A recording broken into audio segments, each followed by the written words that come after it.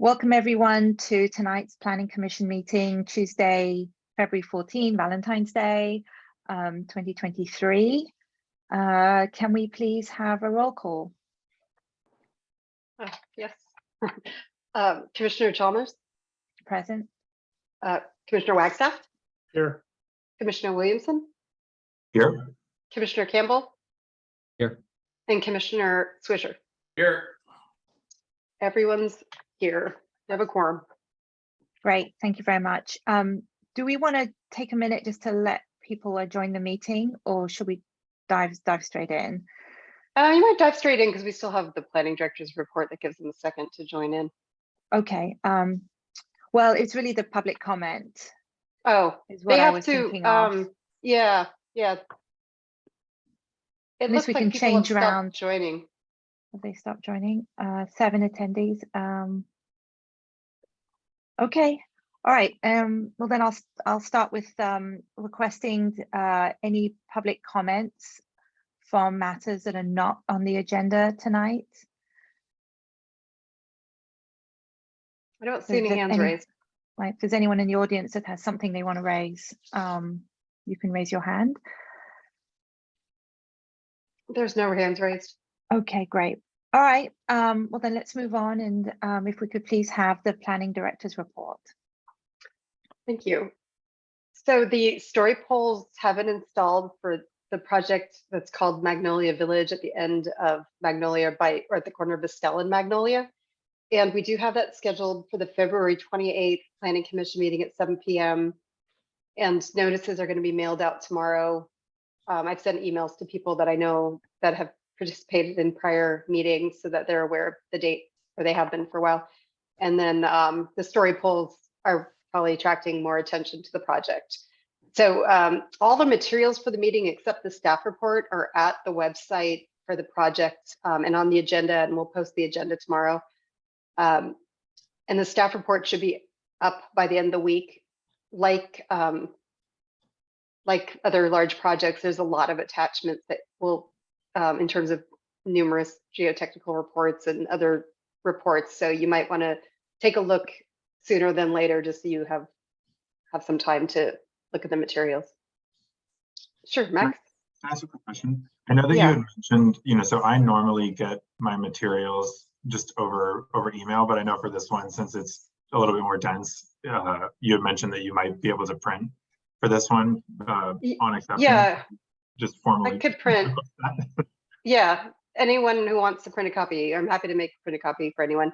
And then I'll try to get that done if we could do that this week too, because I think we should be ready to have it all printed out. And then for the public, there's also a copy of all the material at the library. All the right now, all the same information is on the website. Or at least reports and things like that, in the plans or in the reference area of the library. But we'll get the staff report down there and anything else that the Planning Commission's provided also. And that concludes my staff report. Unless you have any questions for me. Any questions? A quick question. The plans for the Upper Magnolia project are still the same ones that we got before? Yes. Yeah. And I think it might be Liam and Max, because you don't usually, I think there's two full-size sets, or two full-size sets for someone that's still on our porch. There's a couple, yeah. You can, we'll put out the rest of the materials, so if you want to pick it all up at the same time, you can. I've got my set here. Okay, the plans haven't changed, except that I did send out that story pole plan because they didn't story pole every part of the building in order to preserve some parking and access. And also you'll need to note on the plan that they're not representing the exact area of the building. One of the commenters has already brought that up. So just, that's not in the full size set of plans. I will add that whoever hasn't picked theirs up yet, it's quite a hefty package. So drive if you're going to go. Don't do what I did, which is show up on a bicycle. Oh, yeah. So it's a big set of plans. Had to come back. Yeah. Okay, well, thank you very much, Elise. So let's open up the public portion of our hearing tonight. The first item on our agenda is 16 Diane Lane, number 2223. And I understand that the applicants have requested for this item to be continued to the March 14th. Planning Commission. Yeah, the appellant was unable to attend tonight, and so we're requesting that you continue it to the March 14th Planning Commission meeting at 7 p.m. Oh, it wasn't a request from the applicant. No, they would have preferred to have it heard tonight. Oh, I see. Okay. So it's from the appellant. Okay. And then there's a scheduling issue for the following meeting, the second meeting of this month. And the applicant couldn't attend that meeting. So the next meeting that works for the appellant and the applicant to attend at the same time would be the March 14th meeting. Okay. Okay. So I guess the applicants are not here in attendance, so we can just go ahead and make an motion. Yes, please. So unless there's any objections, I guess we can, if somebody would like to make a motion to continue. I'll move the item 16 Diane Lane be postponed until the which meeting? March 14th at 7 p.m. March 14th meeting. A second. Can we have a roll All call? in favor, Commissioner Chalmers, Yes. Commissioner Swisher, Yes. Commissioner Wagstaff, Yes. Commissioner Campbell, Yes. and Commissioner Williamson. Yes. Okay, the motion passed. So we'll continue that to March 14th. Thank you. Number 2 on the agenda is 100 to 500 Drake's Landing Road, number PLN 23-3. And if we could have the staff report, please. Yes. Elise, could you please enable my screen sharing? Thank you.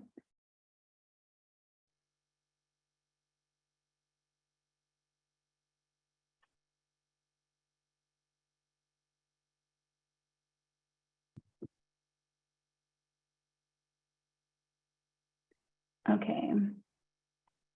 So I do have a small presentation to go along with this request, but this request is steeped in history and a lot of my report will be given orally. So tonight I am presenting project 2303, a precise plan zoning amendment proposal for 100 to 500 Drake's Landing. This is the Drake's Landing office complex.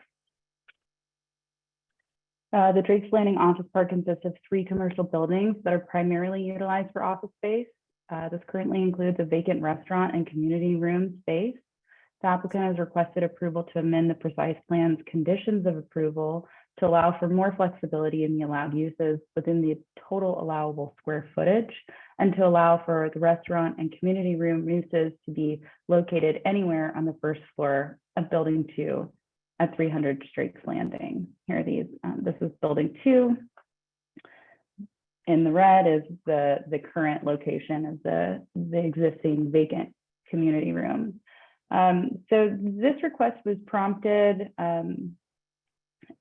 when planning received building plans to review, and I believe it was in November of last year, to do tenant improvements for the community room. The building plans that were submitted showed the community room being relocated.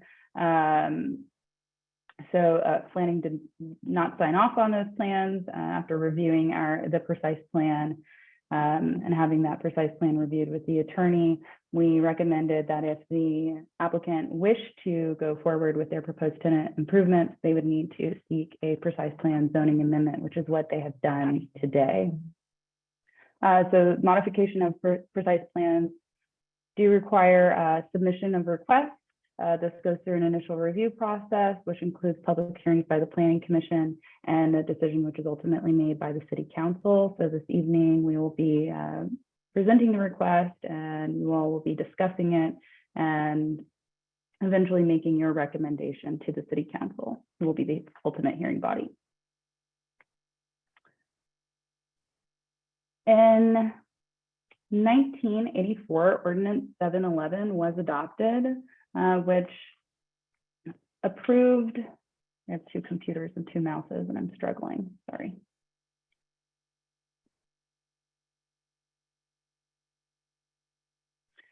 So in 1984, the Larkspur City Council adopted Ordinance 711, amending the preliminary plan for Phase C and approving the precise plan for the Drake's Landing office project.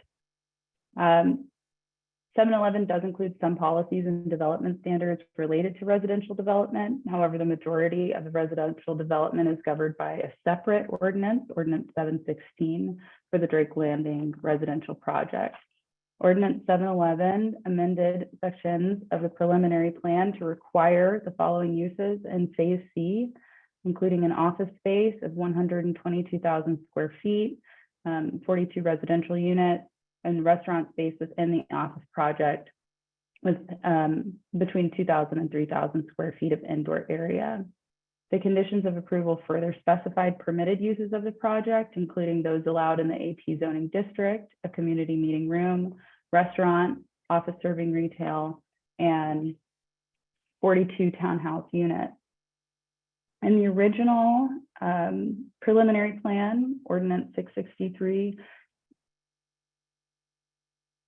the required uses of Phase C were required uses, office space, residential, and restaurant, with another section that stipulated that a community room shall be provided in either Phase A or Phase C of the development. So while Ordinance 711 did not call out the community room as a required use, it did call it out as a permitted use, and the preliminary plan called out a community room as the required use in either Phase A or Phase C of this office development.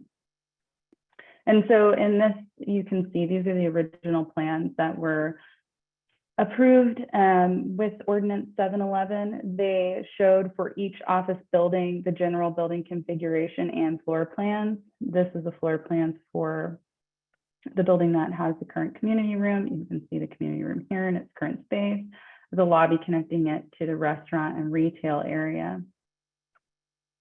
Ordinance 711 was later amended to remove the retail as a allowed use. And when 711 was amended by Ordinance 749, the conditions of approval outlined the allowable square footage of gross leasable area to read as offices 122,000 square feet, a community room of 2,400 square feet, and a restaurant 2,000 to 3,280 square feet. So they removed that retail, and it was absorbed into the allowable space for the restaurant. What the applicants are proposing to do are reducing the community room as shown in this plan. So where it says office suite here, this is where the community room, which is presently vacated, was. And they are showing it relocated here. So it would be sharing the same building configuration as the former Jason's Deli. So Jason's Restaurant, excuse me. This was here. It closed during the pandemic, likely due to economic difficulties that were experienced by many businesses during that time. But the applicants are proposing to retain the restaurant use, would like to find a new tenant for that restaurant use, and are proposing to reduce the size of the community room and divide it into separate but shared meeting areas. So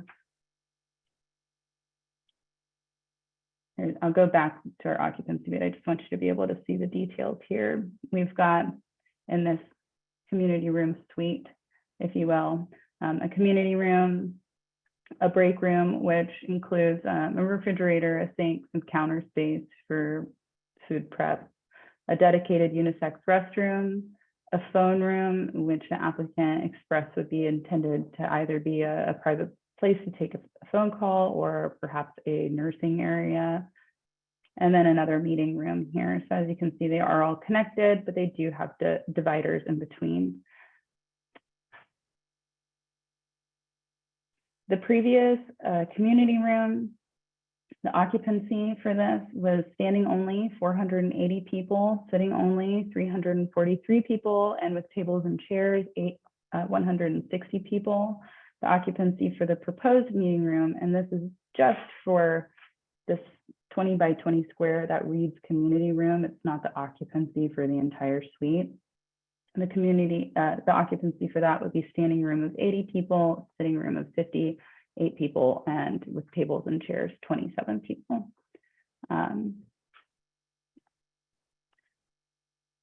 The proposed plans show new amenities that were not included in the previous community room, including integrated screens in the community and meeting rooms for technology and hybrid meetings, the private phone room, nursing room, the bathroom, and the break room.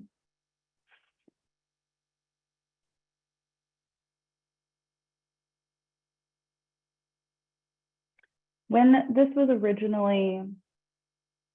ordinance was originally passed, Ordinance 711, and I went back and was doing a deep dive through minutes from 1980 for the preliminary plan and 1983 and 1984 for the precise plan, there was quite a bit of conversation about this community room. And it was first brought up in 1980 by a representative from the Parks and Rec Department, who pointed out that the proposed preliminary plan would require the removal of a bowling alley and also the airporter, which I believe is like a lot like our current Marin airporter, but at that time had more of like a lounge space than a place where people would actually gather. And so that's why this was first brought up. The Parks and Rec representative and members of the Planning Commission and Design Review Board at the time wanted to make sure that there was going to be a use on the site that would kind of absorb the loss of losing this bowling alley, which at the time was utilized by many different groups in not just Larkspur and Greenbrae, but also San Rafael. I unfortunately did not have access to the records of the public comments from those meetings. The minutes were limited to the comments from the commissioners, design review boards, and members of Parks and Rec staff that were there.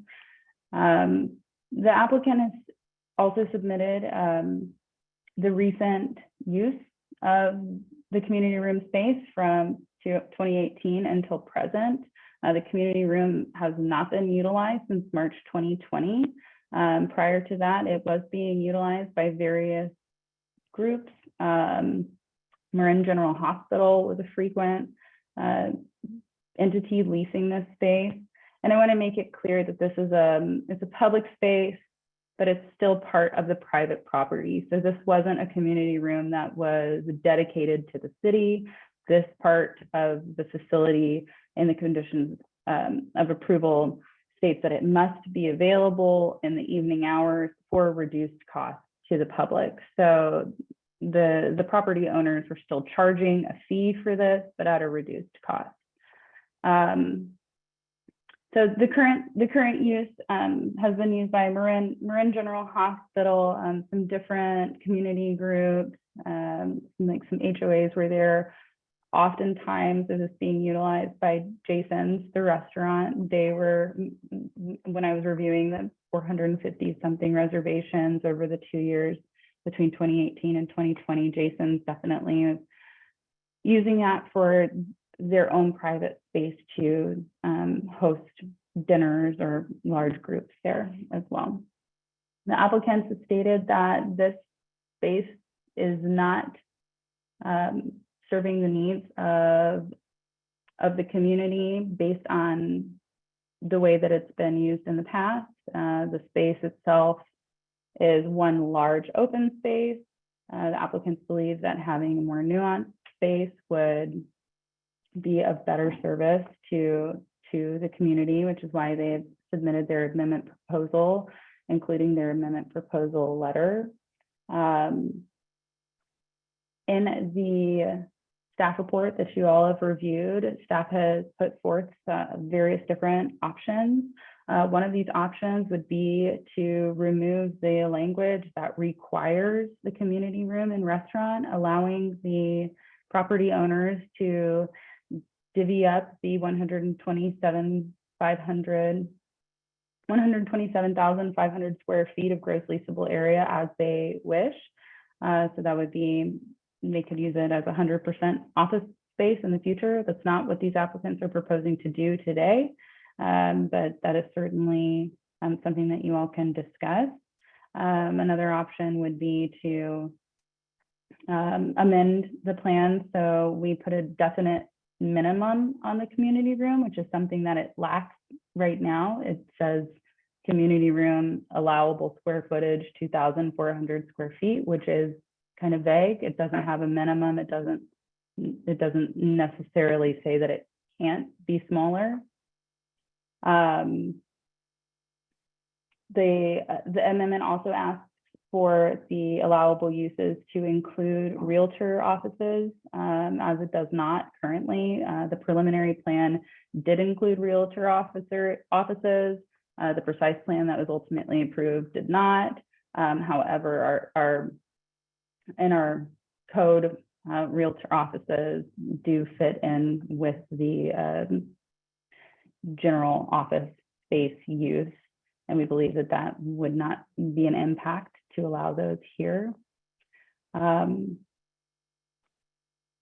have attached a draft ordinance to the staff report that contains the proposed conditions of approval, and my recommendation would be that you all discuss the value of the meeting space as it is today, the proposed changes.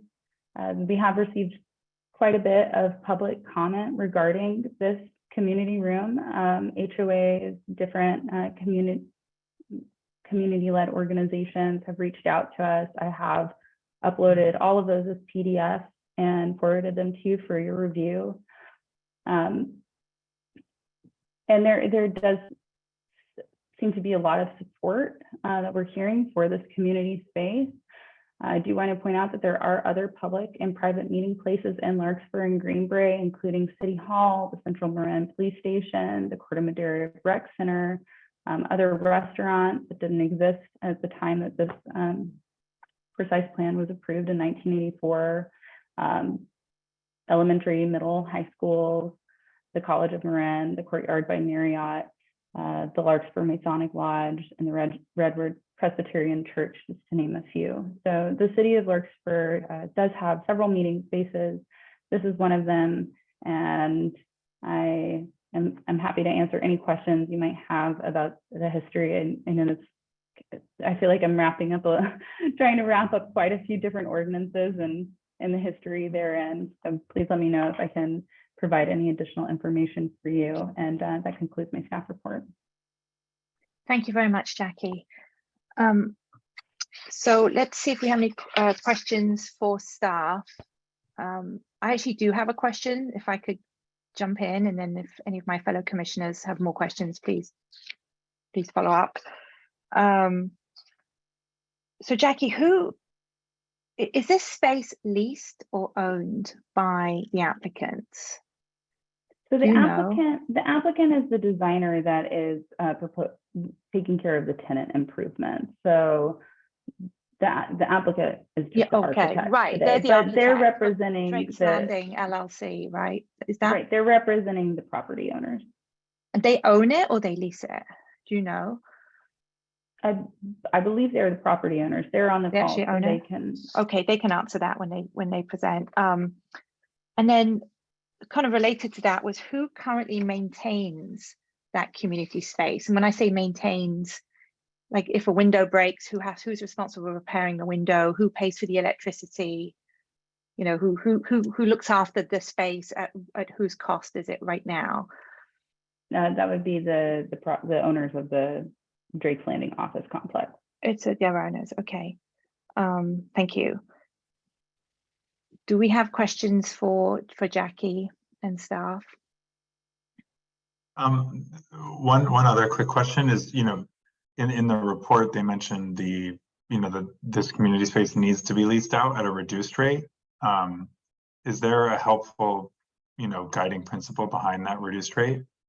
No, the conditions of approval don't state any, they don't give any stipulations on what reduced or affordable should be.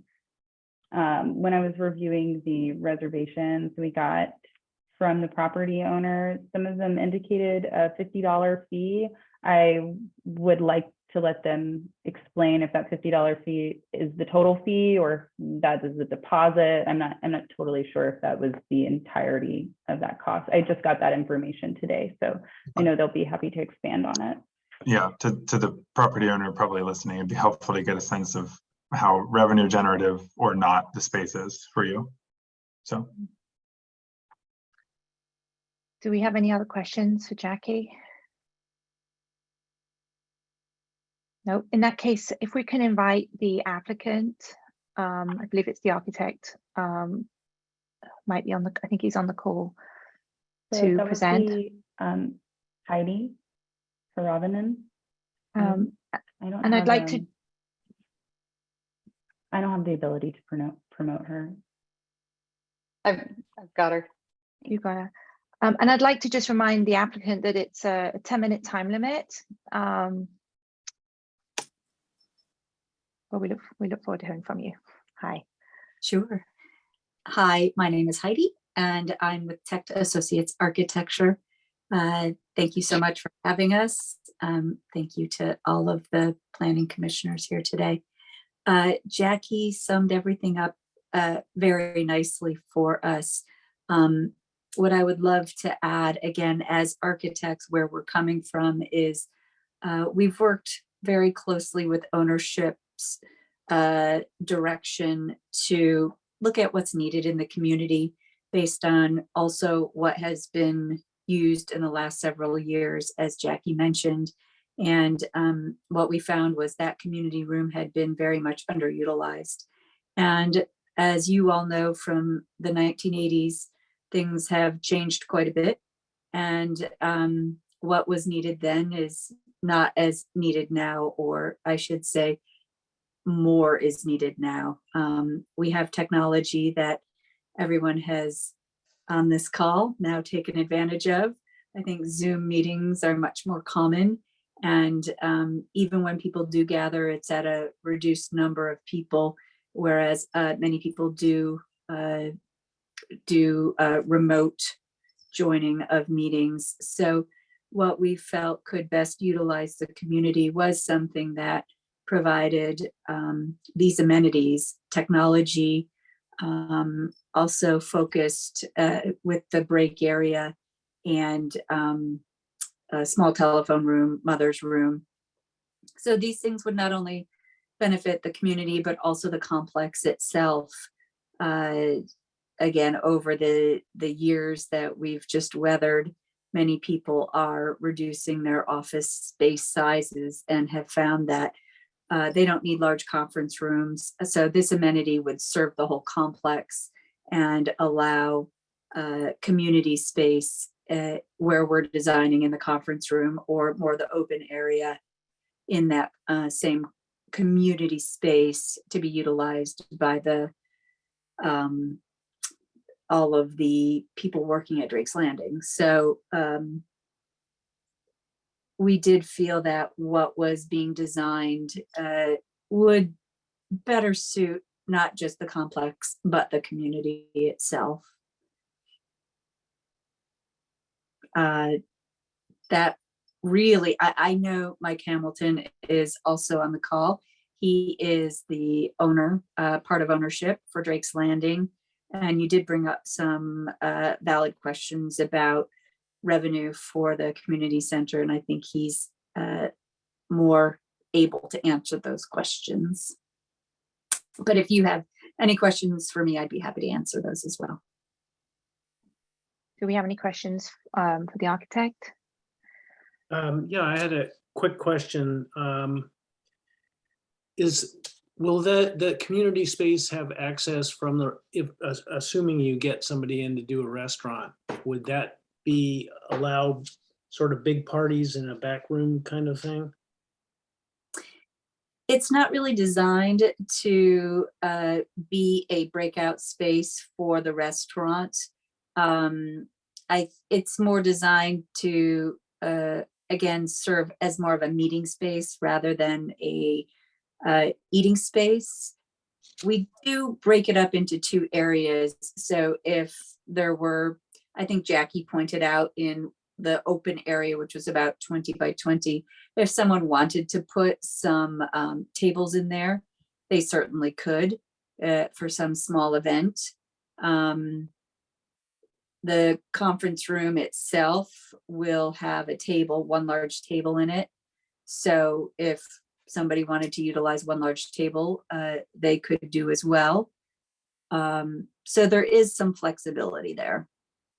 And are those stationary walls I'm looking at, or are they, can you open that up into one big space, or is it actually divided into 3 spaces?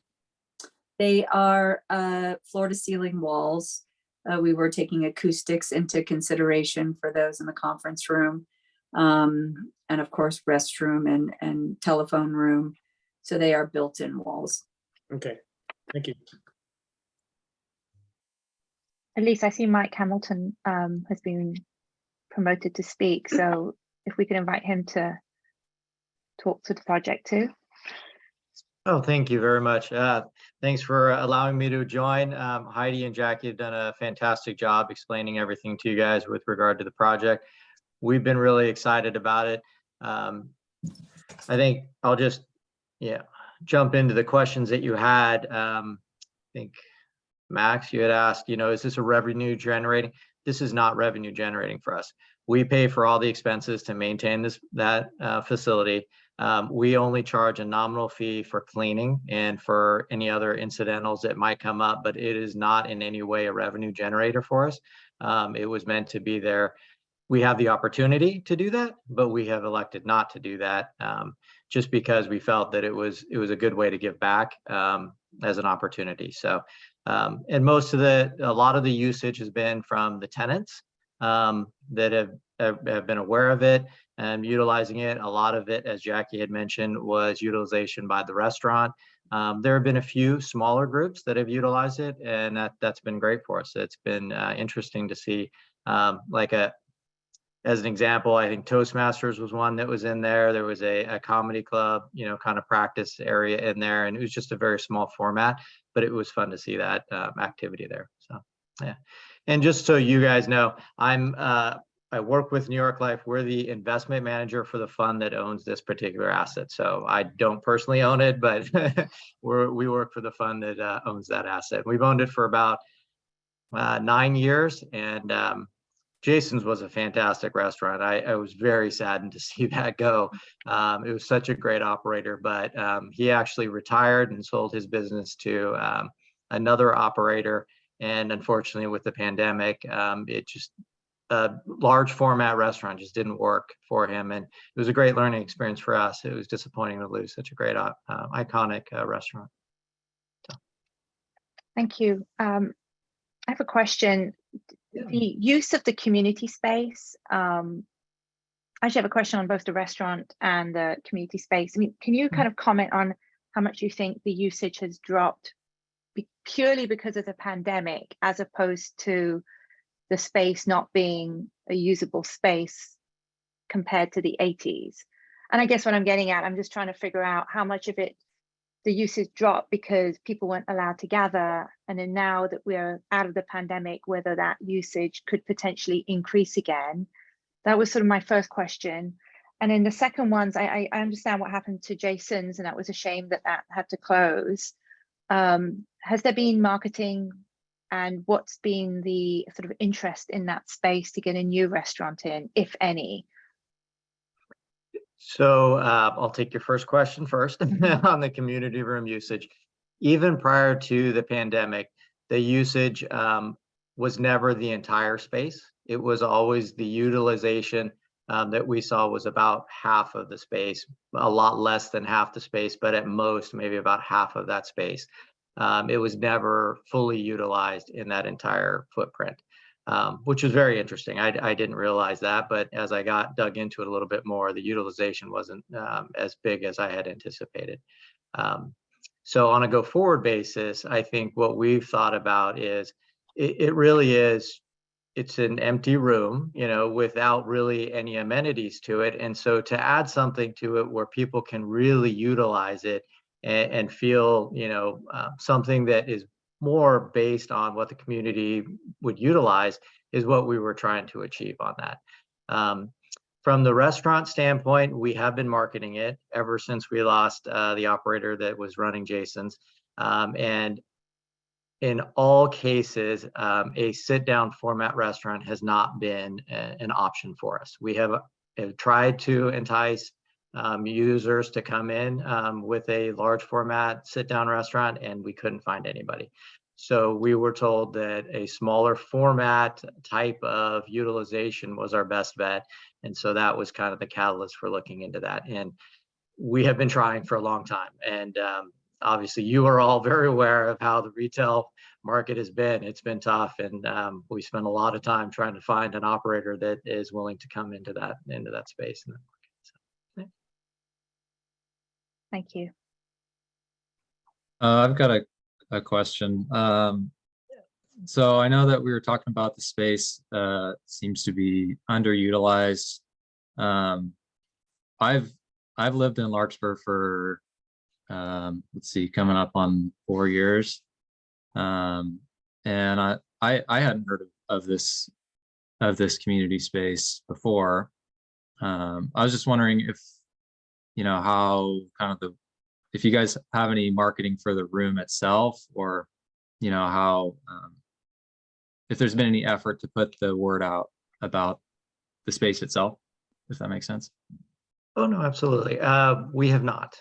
We do not market that space. We have it available for usage, but we do not market it. So Okay. I'll keep it short and simple on that. So yeah, we don't. Thank you. Sure.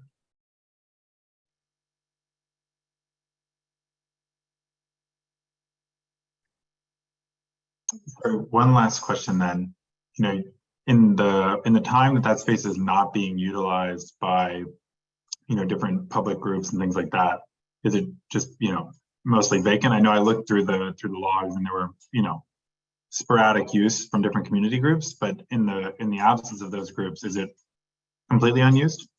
Yes. Yeah, tenants will utilize it, but yeah, it's relatively, unless there's something that's on the reservation, yeah, it's unused. We just pay the cost for it. Yep. Was that it for questions? I can move on to the public. Yeah, okay, yeah, thank you. I'm just waiting to see if there's any more questions. Yeah, so let's go to the audience. I see a hand up already. And if anyone would like to comment on what we've heard tonight, and just a reminder to please limit your comments to 3 minutes. All right, I'm calling on who I believe is Mr. James Holmes. Yeah, James Holmes, Larkspur. There's a little bit of confusion as to what's being done. My understanding was that there was also some requests regarding the reallocation of private space. But in any event, it seems like the net effect of this is essentially to absorb the community room more into the existing office space with break rooms and other things. I think that you know, the reallocation of private space is one thing, and flexibility is warranted. But to completely take away or largely take away or create substantial conflicts with regard to a current dedicated open space really should not be sanctioned. Really, the part with regard to private facilities, flexibility with regard to community facilities, the policy should be a deal's a deal, no welching. This community facility was a big part of a carefully balanced, extensively reviewed weighing of public and private benefits by numerous prior commissions and councils, and the result was an outstanding project. The current owner continues to enjoy the benefits conferred by its predecessors in interest, and it should continue to abide by the obligations to the community that entitlement entailed. It's important to realize that this community room was not just somehow related to the bowling alley. It was a very important city objective to provide more public facilities and community spaces specifically for the benefit of Greenbrae, an often overlooked part of Larkspur. This was a particular objective of the then council member for Greenbrae, Don Graff, and it will also likely continue to be of interest to his Greenbrae-based successors on the council. There is no basis for welching on the obligation to provide a dedicated separate community room. The applicant's claim that the room has been underutilized in recent years is misleading because recent years have been COVID years when community gatherings of all sorts were restricted. Further, the availability of the room is no longer advertised in the Larkspur Recreation Bulletin because that bulletin has been suspended, and I don't think it's reflected on the city's website. But recent years will not, hopefully, be a predictor of future use as community functions return to being in person and there's more advertising. The claim that community room in Greenbrae isn't needed because restaurants or private clubs and churches in Old Larkspur provide an adequate substitute is just inaccurate. It's comparing apples and oranges. From my personal knowledge, the room has been an important venue for city functions for decades, ranging from workshops and hearings on the general plan and the station area plan, going all the way back to my council interview for the Heritage Board back in the 80s. And the unusually large volume of objections to the, shall we say, the absorption of the community room or its potential elimination, which would be allowed, as I understand it. It could be eliminated. This indicates that it continues to be very important to the community. Please preserve it, and please continue to require that it be in the current very accessible space that was ordained by those who reviewed the project in detail originally long ago. Thank you. I'm going to call on Carol Austin next. You can unmute yourself. Carol Poseen.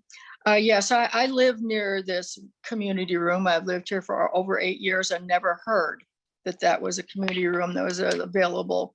Otherwise, I would have been using it for groups myself. When I first heard about this, when it was going to be changed, I tried to Google it and I could find nothing about this community room. I Googled Greg's Landing community room and all I got was a picture of it and the location. No information whatsoever about the fact that it's available to community groups, at what rates, or what the policies were for its usage. Then I tried Googling another community room in the town, the police station community room, and immediately came up all of the policies, the prices that you had to pay, which is zero, except for a $25 cleaning fee and a refundable $100 deposit, which is almost nothing. I then, one time I did go over there and ask Jason's and somebody that met me there, if I could rent that space or use that space for a gathering, not knowing it was supposed to be available at a reduced price. And I was told, sure, $500. That to me is not a price that's possible for community groups like nonprofits. I could see this room widely used if it were, if people knew about it. I think we need to have this advertised on the town's website. And we also need to have the policies available online. I couldn't even find a contact to call about that room to find out about it. I think this is despicable. I also question Jason's restaurant. I would like to know if there was actually a letter from the owner of Jason's restaurant stating that he was retiring and didn't want to be in that restaurant anymore, because I have heard otherwise. I'm not sure about the circumstances of his leaving, or whether he really wanted to leave. And so I kind of think that maybe I'm wondering what the developers want to do actually with this space, because it looks like to me you're giving them the option to do away with the restaurant and the community room. This community room is an amenity that was negotiated, and I don't feel like we should be giving it up. Thank you.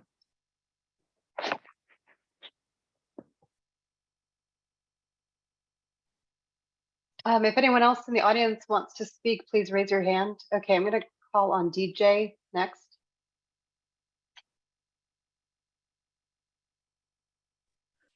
Hi.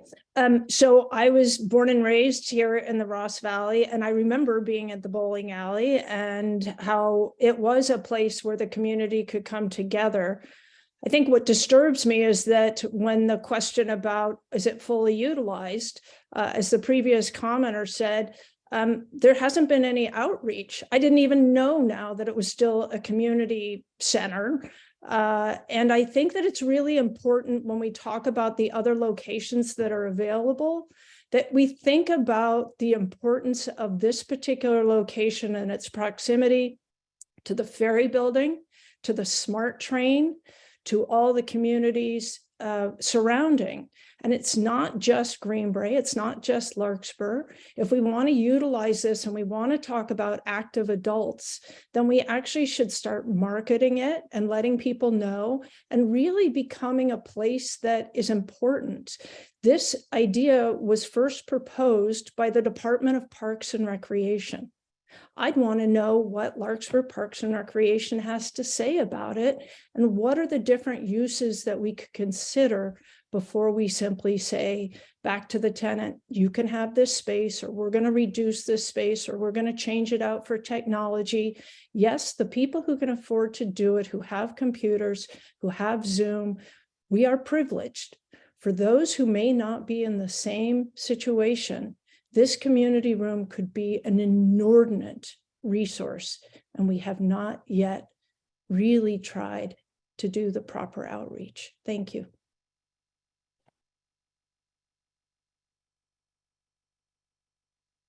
Anyone else wish to speak? No. Oh, there's another hand raised. Ahmad Mohadab with Tekta Associates. I'm going to let you speak. Thank you so much. Commissioners, staff, I just wanted to add a couple of comments. I work with Heidi, and our intent really was to maintain the community room. Our intent is also to provide a food service facility for the tenants and for the public to use, albeit of a smaller size, but something which we can actually which our clients can actually lease out. It was not to absorb everything into office space, but we appreciated the flexibility.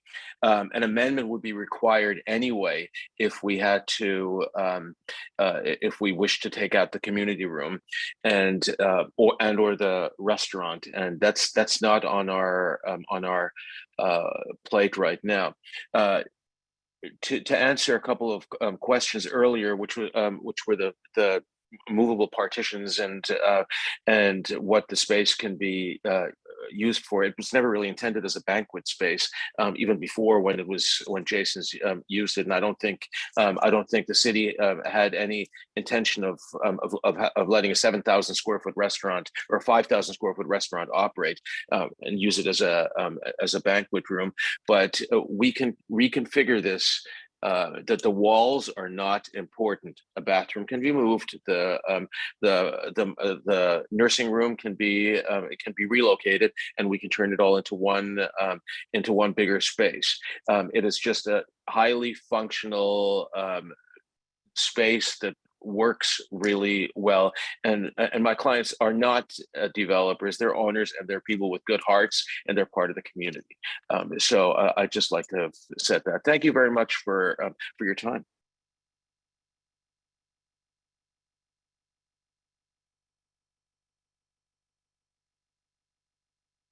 Linda Sula, I'm going to call on you next.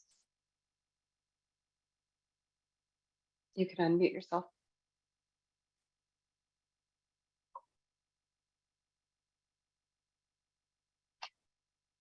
Linda?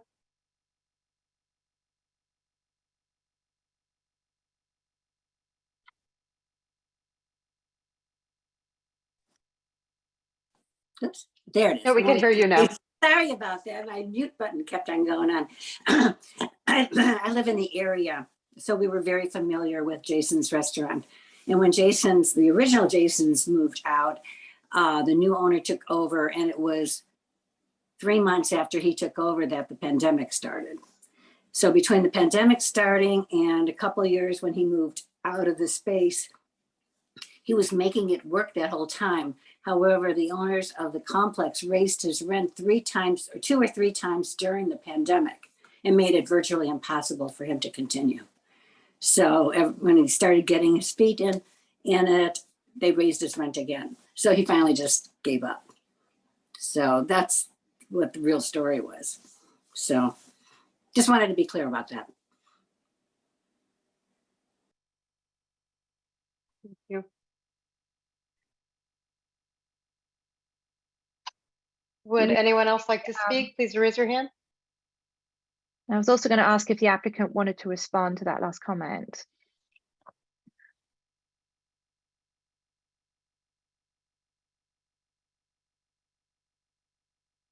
I don't see any hands raised.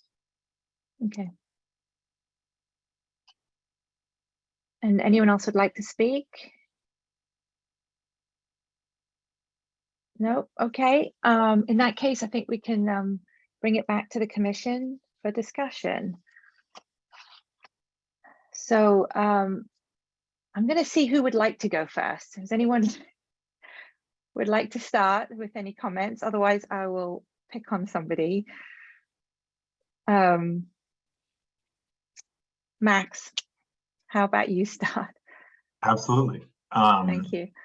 So in reading the various complaints or opposition letters from citizens, I guess this is maybe something to posit that hopefully everyone else has an opinion on. It seems to me like the biggest issue is really around the marketing of the community space and less about the specific square foot allocation for the community space, which, you know, obviously we have, you know, a habit of approving things or not with certain conditions attached. So I believe, you know, Jackie had mentioned, you know, that the staff report featured, you know, an option where there would be a minimum square foot allocation to the certain business groups or you know, spaces within this property. So I guess the biggest thing that I'm trying to get my head around is the opposition really to reducing the space to ideally, from what I can tell, make it more tech enabled, you know, to the earlier comment about, you know, it's great for us who have Zoom, but not great for us who don't. It sounds to me like it's actually maybe the reverse situation where it's supposed to be a tech enabled space for the community. So long story short of, is this really about the marketing of this space or is it about the reduction in size? To me, I think, you know, I can appreciate the fact that in COVID, the residency, or sorry, the usage stats didn't look great, but even before then in the 2018 year, it didn't seem to be like a massively well-used space. So I guess at some level I'm empathetic with the owner's intention of getting higher usage out of this, especially given it's never going to generate them revenue, you know, with a $50 fee. Obviously in the situation that the Jason's restaurant tried to charge a specific group $500, that doesn't seem consistent with what the owner said. but under the premonition that it's a $50 fee, it's a marketed available space, you know, that, and if we attach the, you know, the condition that there's a bottom limit to the allocation, it, you know, I would like to promote higher usage of that space. So there's my first comment. Thank you very much. Liam, Commissioner Campbell. Yeah, I just want to say first off that I appreciate the engagement that we've seen on this agenda item from the public. We've gotten, I think, 22 written public comments, and it's great to see, you know, people writing in with their opinions, because that's what, you know, your input is what makes local government work. So we all, I know, appreciate that. That being said, so a couple things that are also on, you know, in this proposal, the realtor offices, I think that's consistent with the plan. That's, I don't think that's an issue for me. In terms of the actual space, I have a little bit of trouble with the justification for decreasing the space, the argument that it hasn't been utilized in the last few years, given our, you know, the pandemic, and that we were not advised to gather in large groups. So I guess it's a little bit, you know, that argument doesn't hold as much sway with me, because I don't think that the last few years are indicative.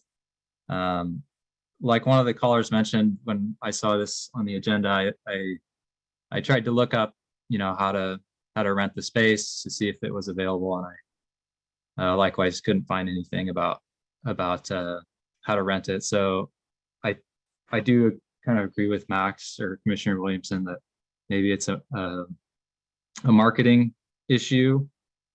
I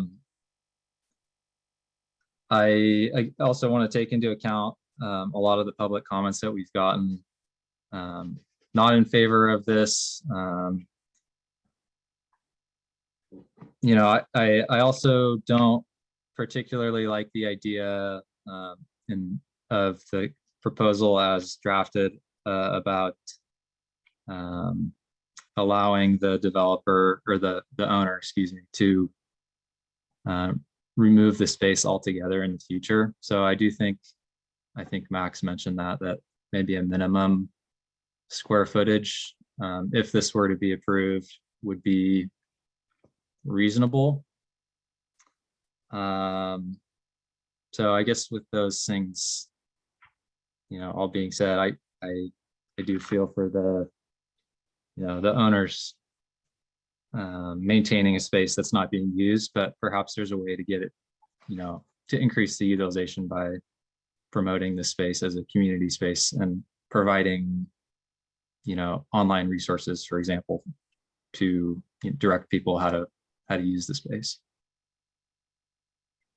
Thank you very much. Jeff, Commissioner Swisher. I have lived in Larkspur for almost 30 years, and this is the first I even knew this was a community space. I had no idea.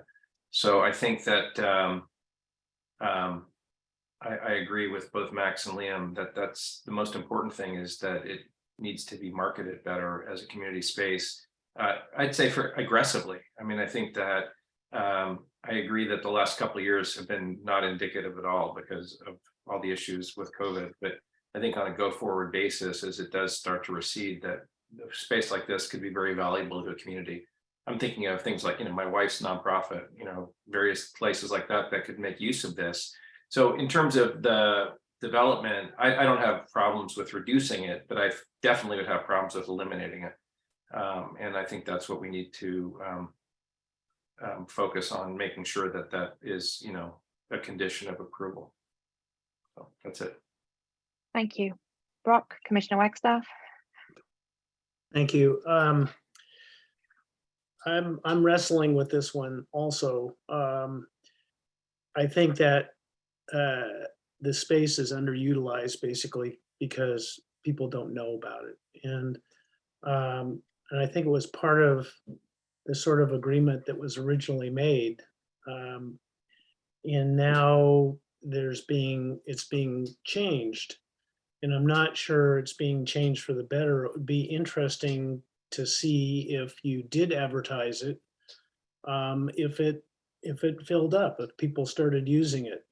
Obviously, the community, in hearing about it, has responded in wanting to keep it. And I'm just a little, I guess I can't quite bring myself to change what's there now, for something I really don't know is going to be better.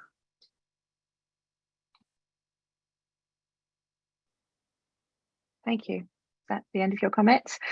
That's it. Okay. Thank you very much. I, as chair, have to go last, and you know, I like Commissioner Campbell said, I also wanted to thank the community for coming out and providing comments. I know I did see somebody posted on Nextdoor. I think that was actually quite useful because there was a lot of response on that, and I know that the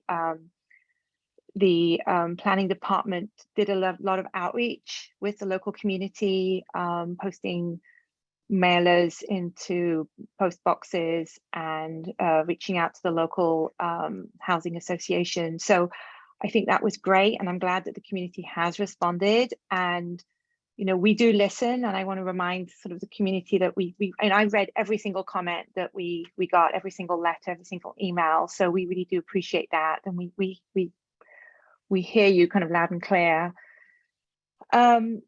I just have some kind of general thoughts, and if any of my commissioners kind of want to respond to what I'm thinking, I'd appreciate that. Was clearly, I think the usage did drop because of COVID and the pandemic, and we don't really know what's going to happen going forward, especially if there's a requirement to now market the space.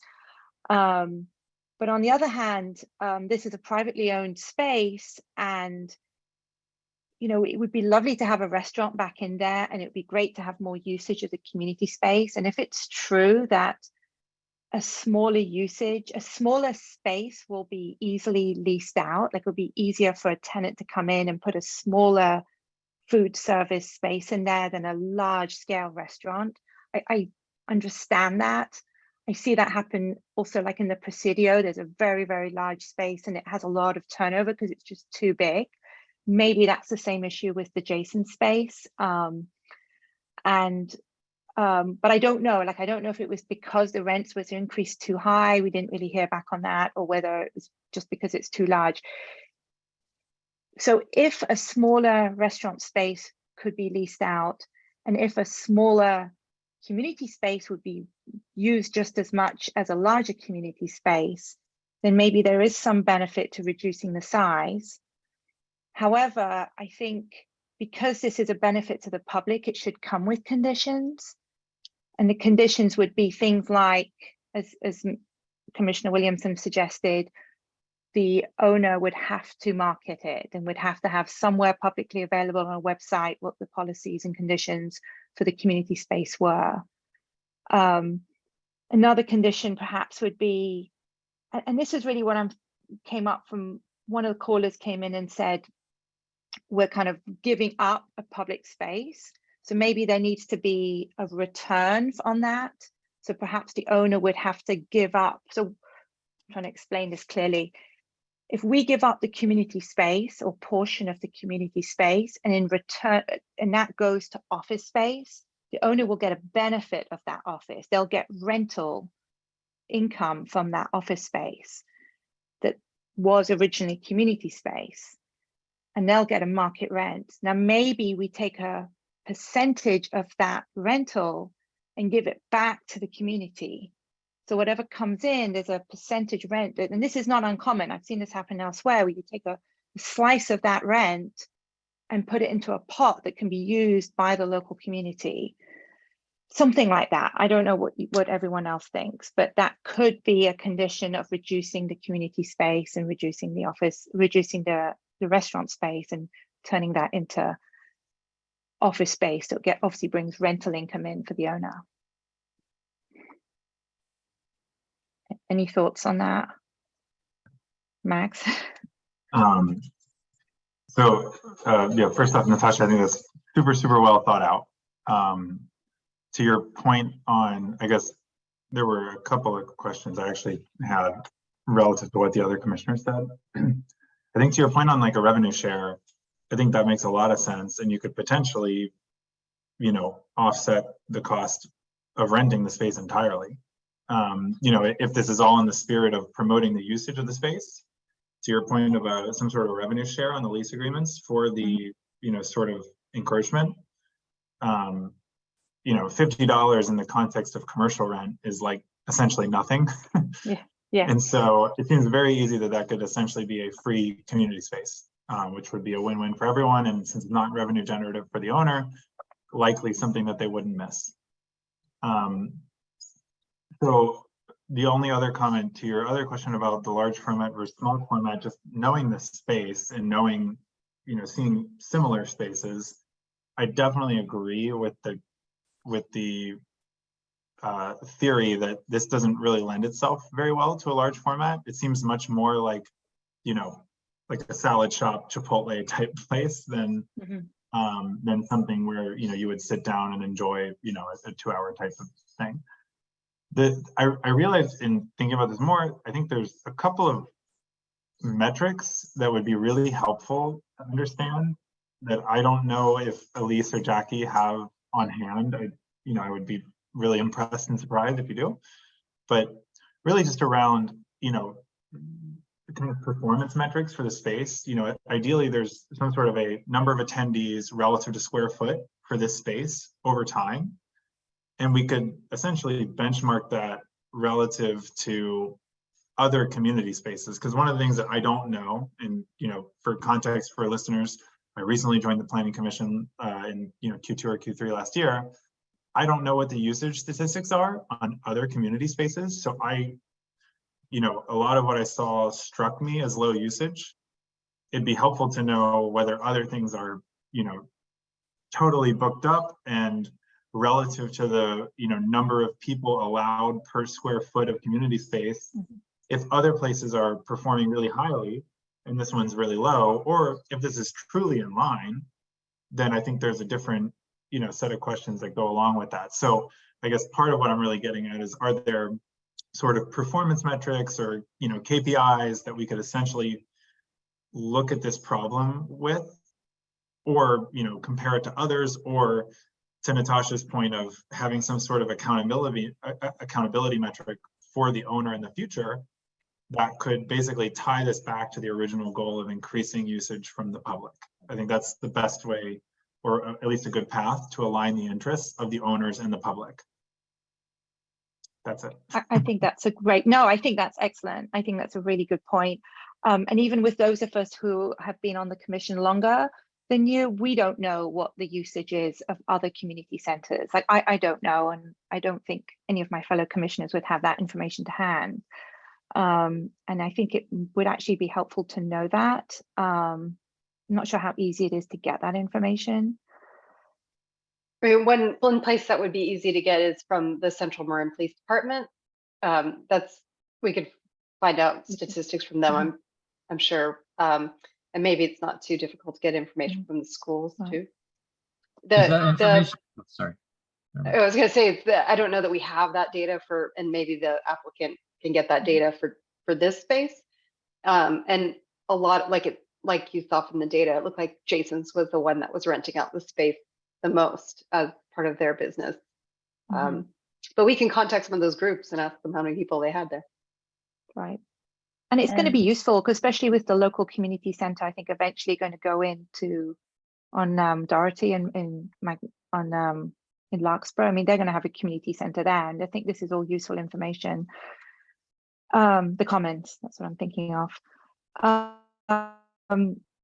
So it sounds to me that we've got some things to think about here. Maybe we just don't dive into an answer tonight. I don't know what the rest of the commissioners are thinking about this. I had a couple of other comments. about specifically the cost of the space. I know one of the commenters indicated that they were told by Jason's that the cost was around $500. And I think someone else said that it was around $50. I think it'd be helpful to get some input from the owner about how much the space actually costs currently. And then potentially, if it was a smaller space, would the cost be reduced? If it was $500, would the cost be reduced if it was a smaller space? So yeah, that information might be helpful as well.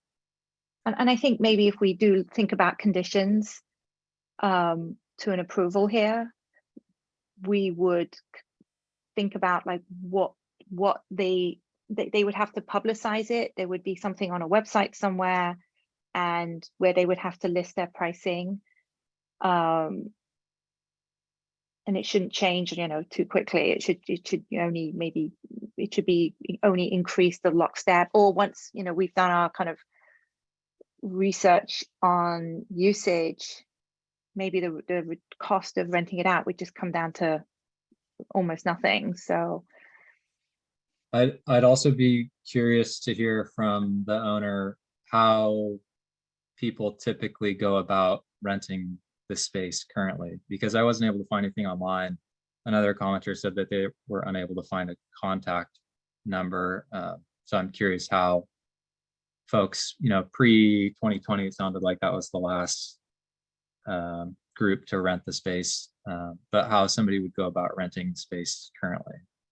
I don't want to, that'd be nice to hear, but I don't want to waste a lot of time here tonight on this. I think there's so many questions that are unanswered. The one letter that really struck home was Dr. Levin's letter, where he raises some very good points, and like regarding the city attorney and about, the value of the space. I just don't think that we at this point tonight can make any kind of determinations about this until a lot of these questions are answered. And I don't want to do this until 2 a.m. answering all these questions. But I think we need to give clear guidance to either staff or the applicant as to what to come back with when we're going to hear on this again. Well, I would take that letter as a blueprint. As one of many letters, but I think that many of the questions are very well articulated in this letter by Dr. Levin, and I think that answer those questions. I think that would be a really good starting point among many others. I just think it's premature for us to be even debating this before these questions are answered. Yeah, and I agree, and I don't think we can answer this tonight. And maybe we could specifically ask the applicant to address how, maybe they could tell you, Elise, and you could share it with the commission, how they're marketing it right now. Well, they're not marketing it. Like, how much does it cost right now? Yeah, so right now they've gutted the room, so they're not marketing it or planning to do anything with it. So they've removed the improvements. We only learned about it when they applied for a building permit.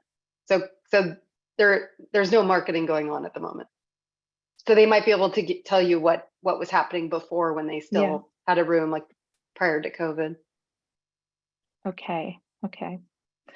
So where do we go with this? Do we? Well, I guess one recommendation would be to find out if the owner or the applicant is willing to get more information, work with staff to get more information and bring this back to you.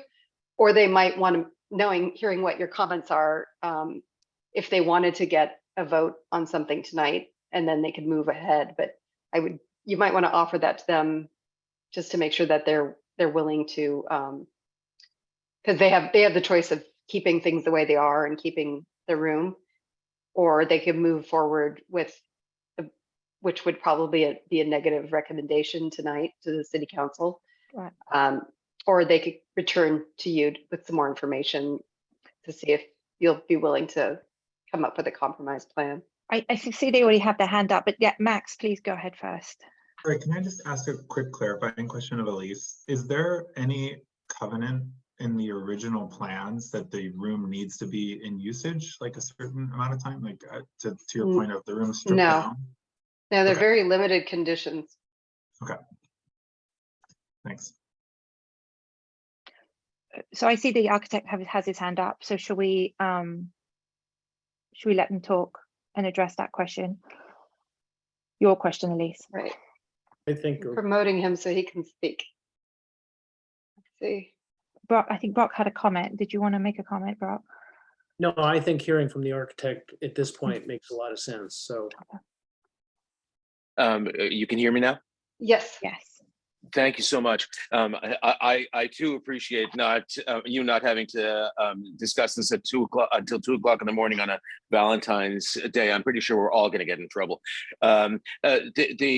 We support a continuance so we can go through this with both Park and Rec and staff and community members.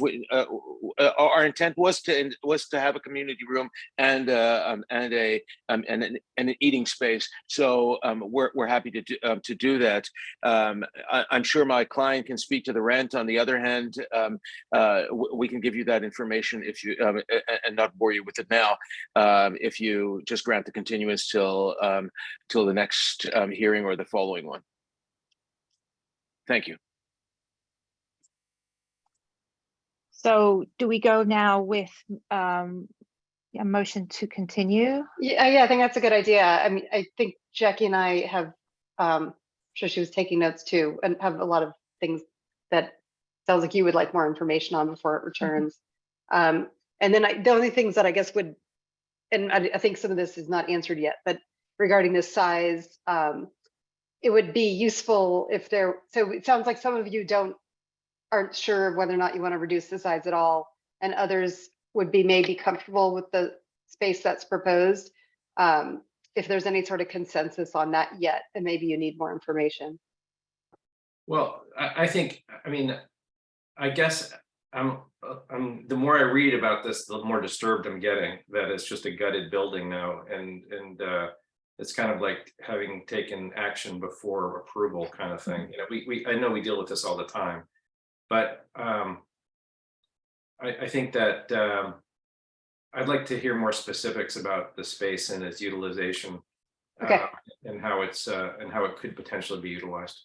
Okay, and then this is your opportunity, if you make any changes, that you can add additional conditions. So we've heard your recommendations, and we'll take a look at all those letters that you received to see what we could pull out and speak with the city attorney about potential conditions too for the next hearing. So you can continue it to a specific date. I wouldn't do it to February 28th because we have that really large planning hearing, and the note for everything's sort of ready to go for that agenda already.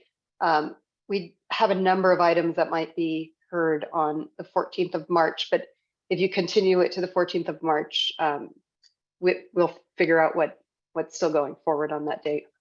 Well, should we continue it to a date where when you have all the information? Material, yeah, you could continue it to a date uncertain too. We could renotice. It'd probably be useful to renotice to let people know.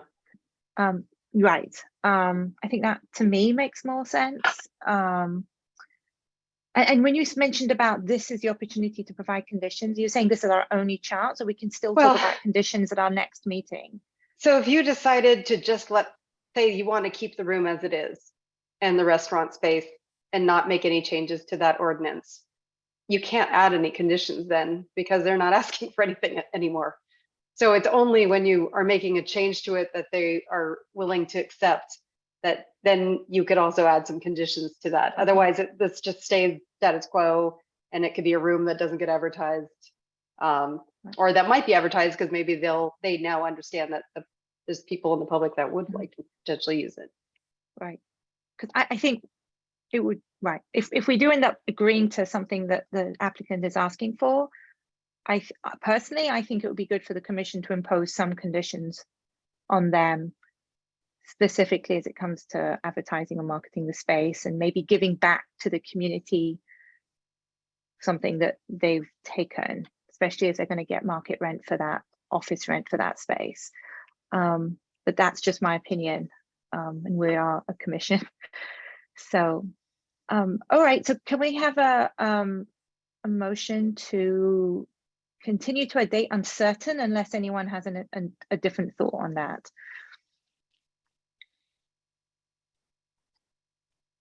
Okay, I'll go ahead. I would move that we take item 100 to 500 Drake's Landing Road. I guess it's PLN 230003.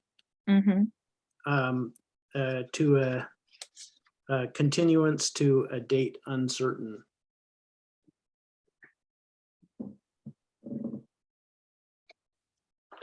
No, second that.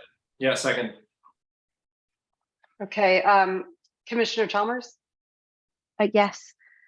Commissioner Swisher, Yes. Commissioner Wagstaff, Yes. Commissioner Campbell, Yes. and Commissioner Williamson. Yes. The motion carries unanimously, and so the item will be continued. Thank you. And thank you to all our callers who called in. So number 3 on the agenda is the recommendation to City Council on the annual report of the general plan and housing element. So Elise, if you would like to talk on that, please. I've got multiple screens too, and my PowerPoint is going Take on a all of minute. them. Yeah. See, I can narrow it down to a couple.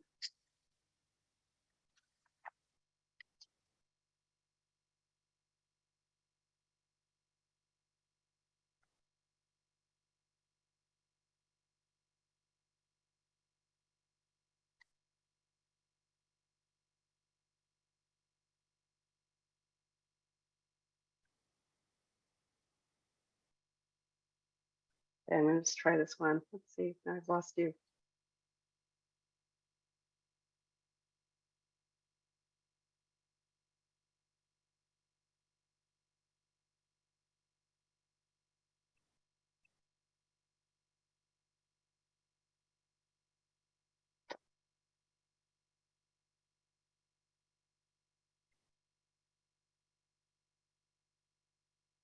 Okay, hopefully you're looking at presentation.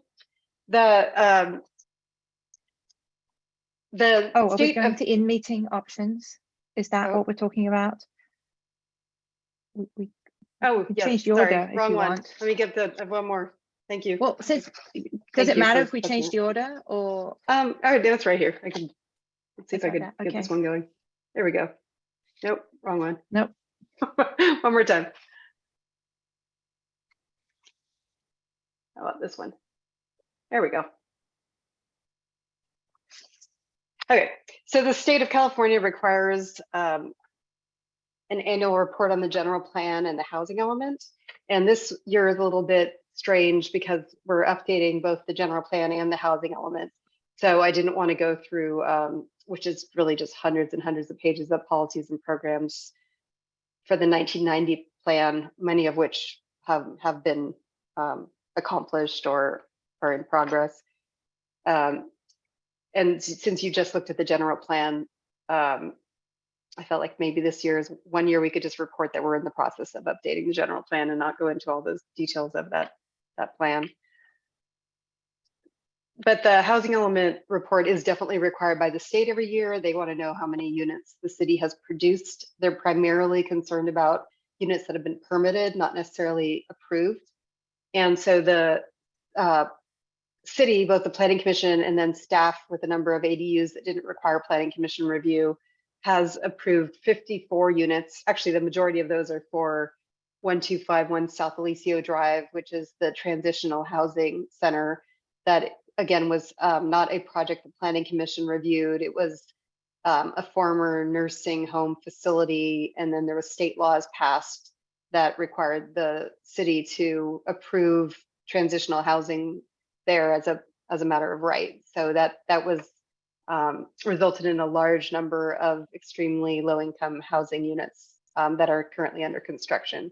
So the total number for the year was 54, which is a very high number for Larkspur, and we probably haven't seen that kind of number since the Rose Garden project was constructed.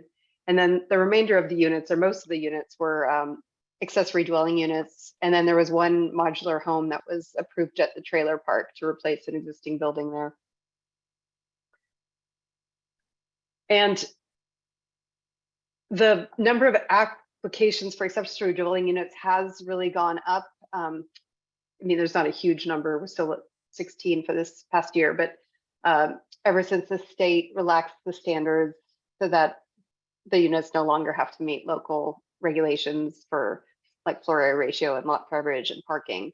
So we've definitely seen an increase since those laws went into effect. And then compared to the number of units that we're supposed to be planning for the regional housing need allocations, or our share of the Bay Area's housing need, the city's doing really well this cycle. So we've approved more units than we were required to provide. We're a little bit low in moderate income units, but I think we're going to make that number this year because we have more second units that are pending, and some projects haven't pulled permits yet. And just to remind you all that next cycle, the number is going to be significantly higher just based on the demand for construction in Larkspur. I think it might be challenging to meet those numbers, but we'll see. But as you see that the number will go from 132 total units to 979. A portion of the ones that we currently have in construction are going to count towards that total. So for example, the 44 units that are under construction on South Alicia, we can also count towards this next cycle, which would be a portion of the 291 very low income units that we're supposed to be planning for. And that concludes my report, unless you have any questions for me, but we just need a recommendation to send the report to the state. So you'll be making a recommendation to accept the report and direct the city, or recommend the city council, direct staff to send the report to the state, and then the city council will consider it at their next meeting too. Oh, and then I had provided you with a chunk of the housing element, the draft housing element. Let's see if we get how to stop share here. There's as part of our housing element update, we're required to analyze the prior housing element. And so I just included that as this year's annual report because we've already done all that work. So it's a very large piece of document, but when the housing element comes to you, hopefully you will have one less thing to review because you've seen it for this meeting. So I'm happy to answer any questions you have, but that concludes my report. We're just looking for a recommendation for the city council. So just a question, that 43 additional units that were built, do we get to apply that to next year? I mean, for the extremely low income, or just this year, the number? Well, you had that table that said that we had 175 units that were permitted or built. We won't be able to count. We only needed. Yeah, we won't be able to count them all, but we're going to be able to count a large number because we get to count anything that's under construction currently gets to count towards that number, or sorry, the next year's allocation. So the only thing we can't count towards this next cycle are units that are already completed and have a final inspection. So the cutoff period was June. So we have a number of units that started in June, or that were under construction in June, or that have been approved since June, that we will be able to count towards our next allocation. Okay. Elise, are we are we still having meetings for the housing element, the subcommittee? We don't have anything scheduled. I think the next meeting would be to return again to talk about the objective design and development standards. And we haven't received any comments from any of the subcommittee members on those yet, in case you have time to look at it and submit some comments. And then we have submitted the housing element to the state. I believe might have told you this the last meeting. So we're waiting for comments from that committee, or sorry, the state. And then we would probably bring a revised draft of the housing element back to the housing committee before bringing it to the planning commission. So did we make that before the January 31st deadline? We turned in a draft before the January 31st deadline, but the deadline was for adoption before January 31st. So we're trying to show that we're making a good faith effort to plan for the housing, but the deadline would have been to adopt the plan by that point. But we haven't even completed the environmental review for the general plan in order to adopt it. So it would have been fairly impossible to have there been meet any that consequences from missing that deadline? The biggest consequence is being sued by other The YIMBYs. the YIMBY groups, which is happening to other communities. And then also the builder's remedy, which I believe is probably going to be an article in the IJ within the next couple of days. Yeah. If we don't have an adopted housing element, then builders can potentially come in to build things that don't comply with our housing element and general plan. And the city may have to approve those projects. I haven't heard of anyone that has an interest in doing that in the city of Larkspur. Just so everybody knows, the people who are working on the objective design standards are doing, I think, a really great job. So. Thank you. So for you saying should that. hopefully we'll be bringing those to you soon too. Yeah, we gotta get those done. So does this warrant any discussion? The recommendation. You don't need to discuss it. Okay. If Does someone's anybody comfortable want making a to motion. say anything? I mean, we can go straight to a motion unless someone has a question or wants to raise any concerns or issues. And do we, and on that vein, do we have to open this to comment from the public? Oh, that's a good idea. I think you should open it because it is a public hearing. Mm-hmm. Before I do that, is there anyone on the commission that wants to ask a question or say anything? Just nod your head. I mean, oh, okay. So just to be clear, Lynn. we would be recommending to City Council to accept this report and direct staff to submit it to the state. Correct. Okay. Thank you. Okay, let's take it to the public. If you have any questions, please raise your hand or any comments. I don't see any hands raised. Okay. Okay, so unless you have anything else, then can we have a motion? Please. I'll move that we accept the annual progress report on the general plan and housing element for calendar year 2022 and recommend that the City Council accept the report and direct staff to submit the report to the state. Second. Did you second that, Max? Yes. You did. Okay, great. Commissioner Chalmers? Yes. Commissioner Swisher? Yes. Commissioner Wagstaff? Yes. Commissioner Campbell? Yes. Commissioner Williamson? Yes. Okay, the motion passes unanimously.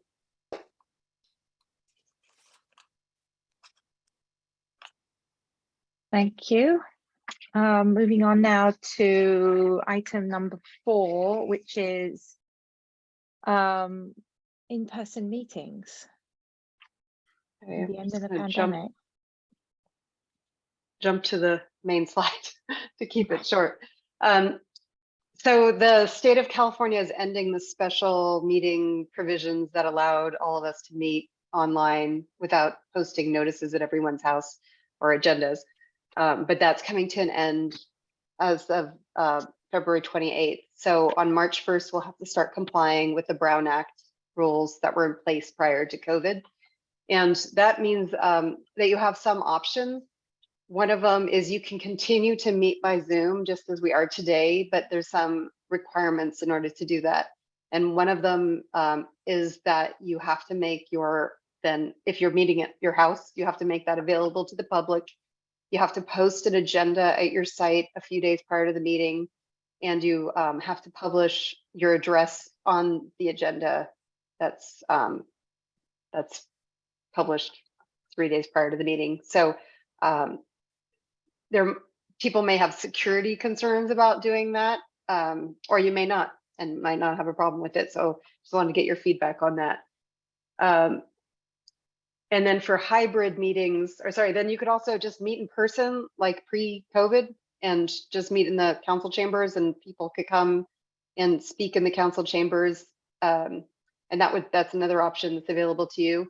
And then there's the option of also having hybrid meetings. And in order to do the hybrid meeting, you wouldn't have to post the agenda at your home if you weren't meeting in the council chambers, but it does require that a quorum of the planning commission has to be in the same spot, which I presume would be in the council chambers. And then a Zoom could be available for the public as well as the commissioners that aren't participating from the council chambers. And then but the planning commissioners that are participating remotely have to have just cause or an emergency reason to participate remotely. But you may be able to make those findings. And there's also some limitations on how many months of meetings you could miss that were detailed in some materials that were in the staff report. But so there still is this option. And so we just wanted to find out what you would all prefer to do if you'd like to consider continuing to meet by Zoom and would be willing to post an agenda. You would just have to know that your location has to be available to the public. Or if you'd like to meet in person, or if you'd like to try to do the hybrid, and we'll figure out a way to make that work hybrid if that's your preference. What does it mean? Public must be available to attend at each location. I mean, they can come So to your house. Yeah, they'd be able to come to your house and join you at your house. Yeah. Or if you're meeting, let's say you're at work, you'd have to allow them to get to wherever you are holding the meeting and participate. So you'd have to have a computer that they could speak into too if they wanted to have public comments. In my experience of people meeting remotely, I've never heard of anyone ever trying to meet at someone's house, but it is possible. And usually when people are meeting remotely, it's because they're in another state, on a business trip, and it's really impractical for the public to show up from Larkspur. But if you're meeting at your house regularly and then address was posted, it's possible someone might just show up at your house. So our options are that we either go back to what the Brown Act originally said, and in the event we wanted to do Zoom calls, we would have to follow these strict rules about posting our address and allowing the public to come in, or we accept the new hybrid rules, which are limited. Like you don't have to display your address, or people come to your home, but we can't do that very often, and it has to be for a very good reason. And we have to have a majority of the members in one in-person spot. So at least 3 people have to be downtown. Right. Okay, so should we chat about it? Seems like that's the logical thing to do. It allows somebody who's traveling to participate if they're, on the East Coast in a hotel room or something. Well, I wondered about that, but when I looked at the rules, it looked like travel, just general travel, wasn't permitted. It had to be travel on official business of the state agency or state or local agency, right? I mean, let's say you're on normal work travel, or you're on vacation and you're somewhere else and you wanted to call in to achieve a quorum or make a comment. Would that be acceptable, or can it only be what it says? I think there's some exceptions for like once or twice a year, or some limited number that I think you could probably, maybe that's the emergency exception, but I think there's some limited exceptions for an occasional Zoom, but that person wouldn't necessarily have to, if that was the case, then maybe they would just miss that meeting. They would miss that meeting, right?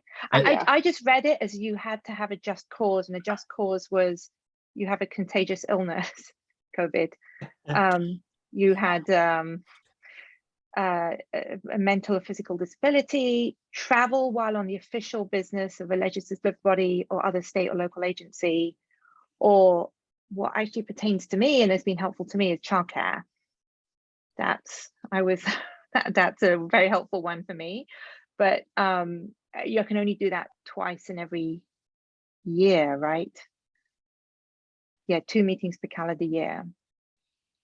So and a quorum has to be in person anyway, right? So you have to rely on 3 people being in City Hall to be able to do that. So it sounds like, and then of course, very often.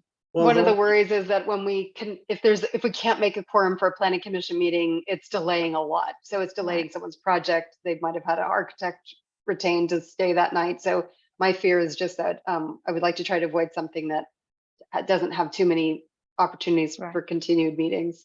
And that could be because of our own technology issues, because it will be more challenging to have the Zoom and everything at a planning commission meeting because we don't have a dedicated person, at least at the moment, that will be doing that. Although I have to say, I thought the Zoom has been working really well. I feel like Oh, you it's have great been able because to. we don't have people in public that we need to call on as well, and Oh, I see. microphones and technology and cameras and things like that. That's the council chambers is a little more complicated. Right. Yeah, we love Zoom. Quick question on the Zoom thing. I don't know if any of the other commissioners commute to work, but I work in the city and I'm regularly at the office until 9 or 10 p.m. And so, whether or not I could kind of come back would, largely fall on traffic. So in the event that we did choose something where we had to disclose our address, is that is that the sort of thing where we'd have to do it 4 or 5 days in advance? Because usually I don't know whether I'm going to be at the office late or not until day of. Yes, because we have to post the agenda 72 hours in advance. Okay. So we would need an address at least a few days in advance. Okay. Yeah. And I think as much as everyone's enjoyed Zoom, when we all, initially pre-pandemic, this was in person. People signed on to, volunteered to join the Planning Commission on the understanding that they would come in person once every 2 weeks. No, I think we should meet just my take is we should meet in person. And it seems to me if somebody is away traveling on business, it would be nice if they could Zoom in. And that's the way other companies do it. It's strange that the city won't let you do that or whatever. I thought that if we were meeting in person, like the original Brown Act said that you could meet remotely as long as you post your location, right? So if we Correct. just said we want to go back to the original Brown Act and meet in person, and somebody was traveling for whatever reason, as long as they knew their location a few days in advance, that person could meet remotely. Is that correct? That's Then you have correct. to advertise where you are. Do you have to give your address? You have to give your address and say this is my location for. Right, and like if you're at a hotel, you'd have to put your hotel on the agenda. And then because our meetings are on Tuesday, we would really need to know by Thursday what address is going to be on the agenda. Yeah. There was also a request, which I should have put on the agenda, but at Marin TV, who's here and participating remotely, I guess Tuesday is a very busy meeting night for them, and that they were interested to, if there was any interest in doing a different night, if Wednesday or Thursday would be better for you, we're also willing to consider that. Excuse me. So what? So Marin TV is covering this, and they want to change. Oh, they're saying that, like, for example, if we go back to the council chambers, we used to have Marin TV there and they manage the cameras and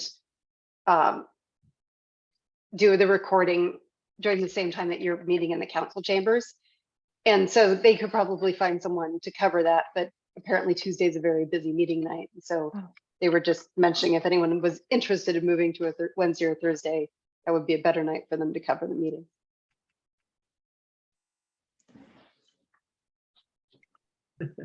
Personally, the day of the week doesn't really matter. I'm kind of in the same boat as Max, where one day I might be on I think this happened I don't know, a few months ago, where I was on a construction job doing inspections and they decided to work late, so I also was working late. And in that case, right now I would be able to call in via Zoom.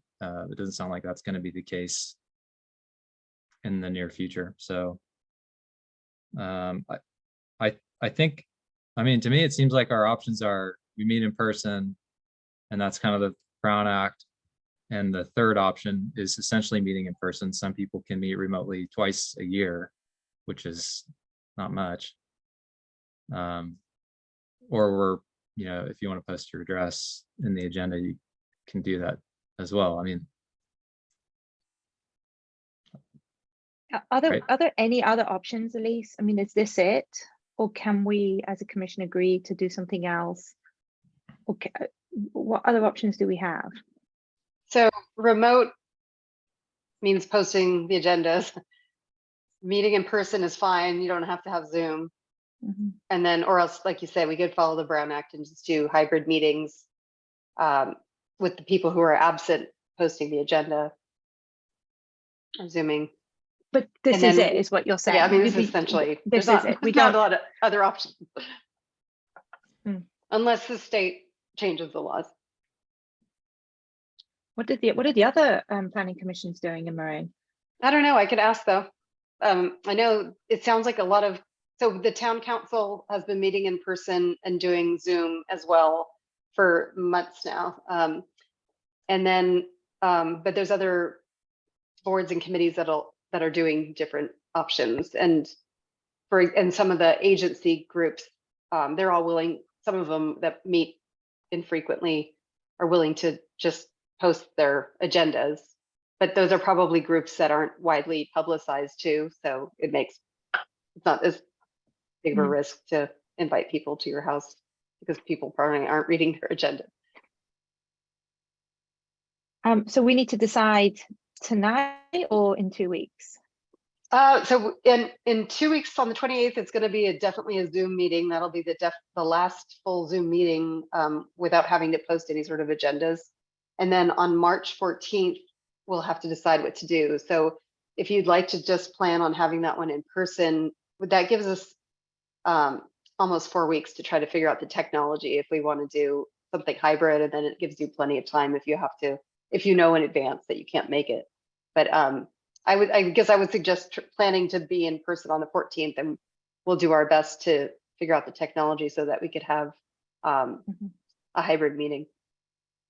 Elise, and then sorry last- to- oh, Go ahead. sorry, Go Natasha. ahead, Max. Sorry to beat a dead horse. The hybrid meeting is not truly hybrid, right? Because most people, you have 2 shots per year to be actually remote. Well, unless you post the agenda. Oh, I see. Okay. Got it. And on that, can we switch between the two? So I think can so. you decide like I think one? so. Okay. You can't, but the tricky part is that agenda posting.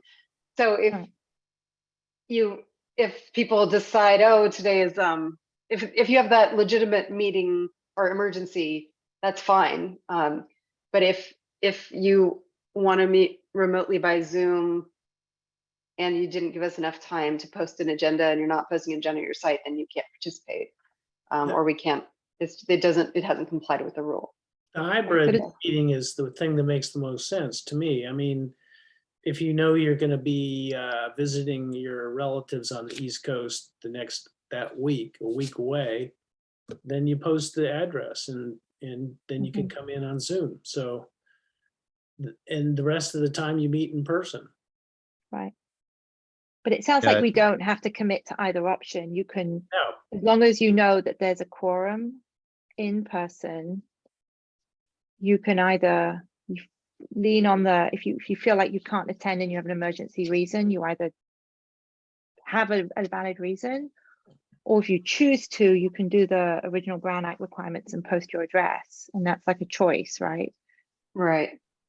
The advantage is that if you have 3 people who are meeting in person and one has to step aside because the project's too close, then you have a quorum of somebody is zooming in from wherever. Right.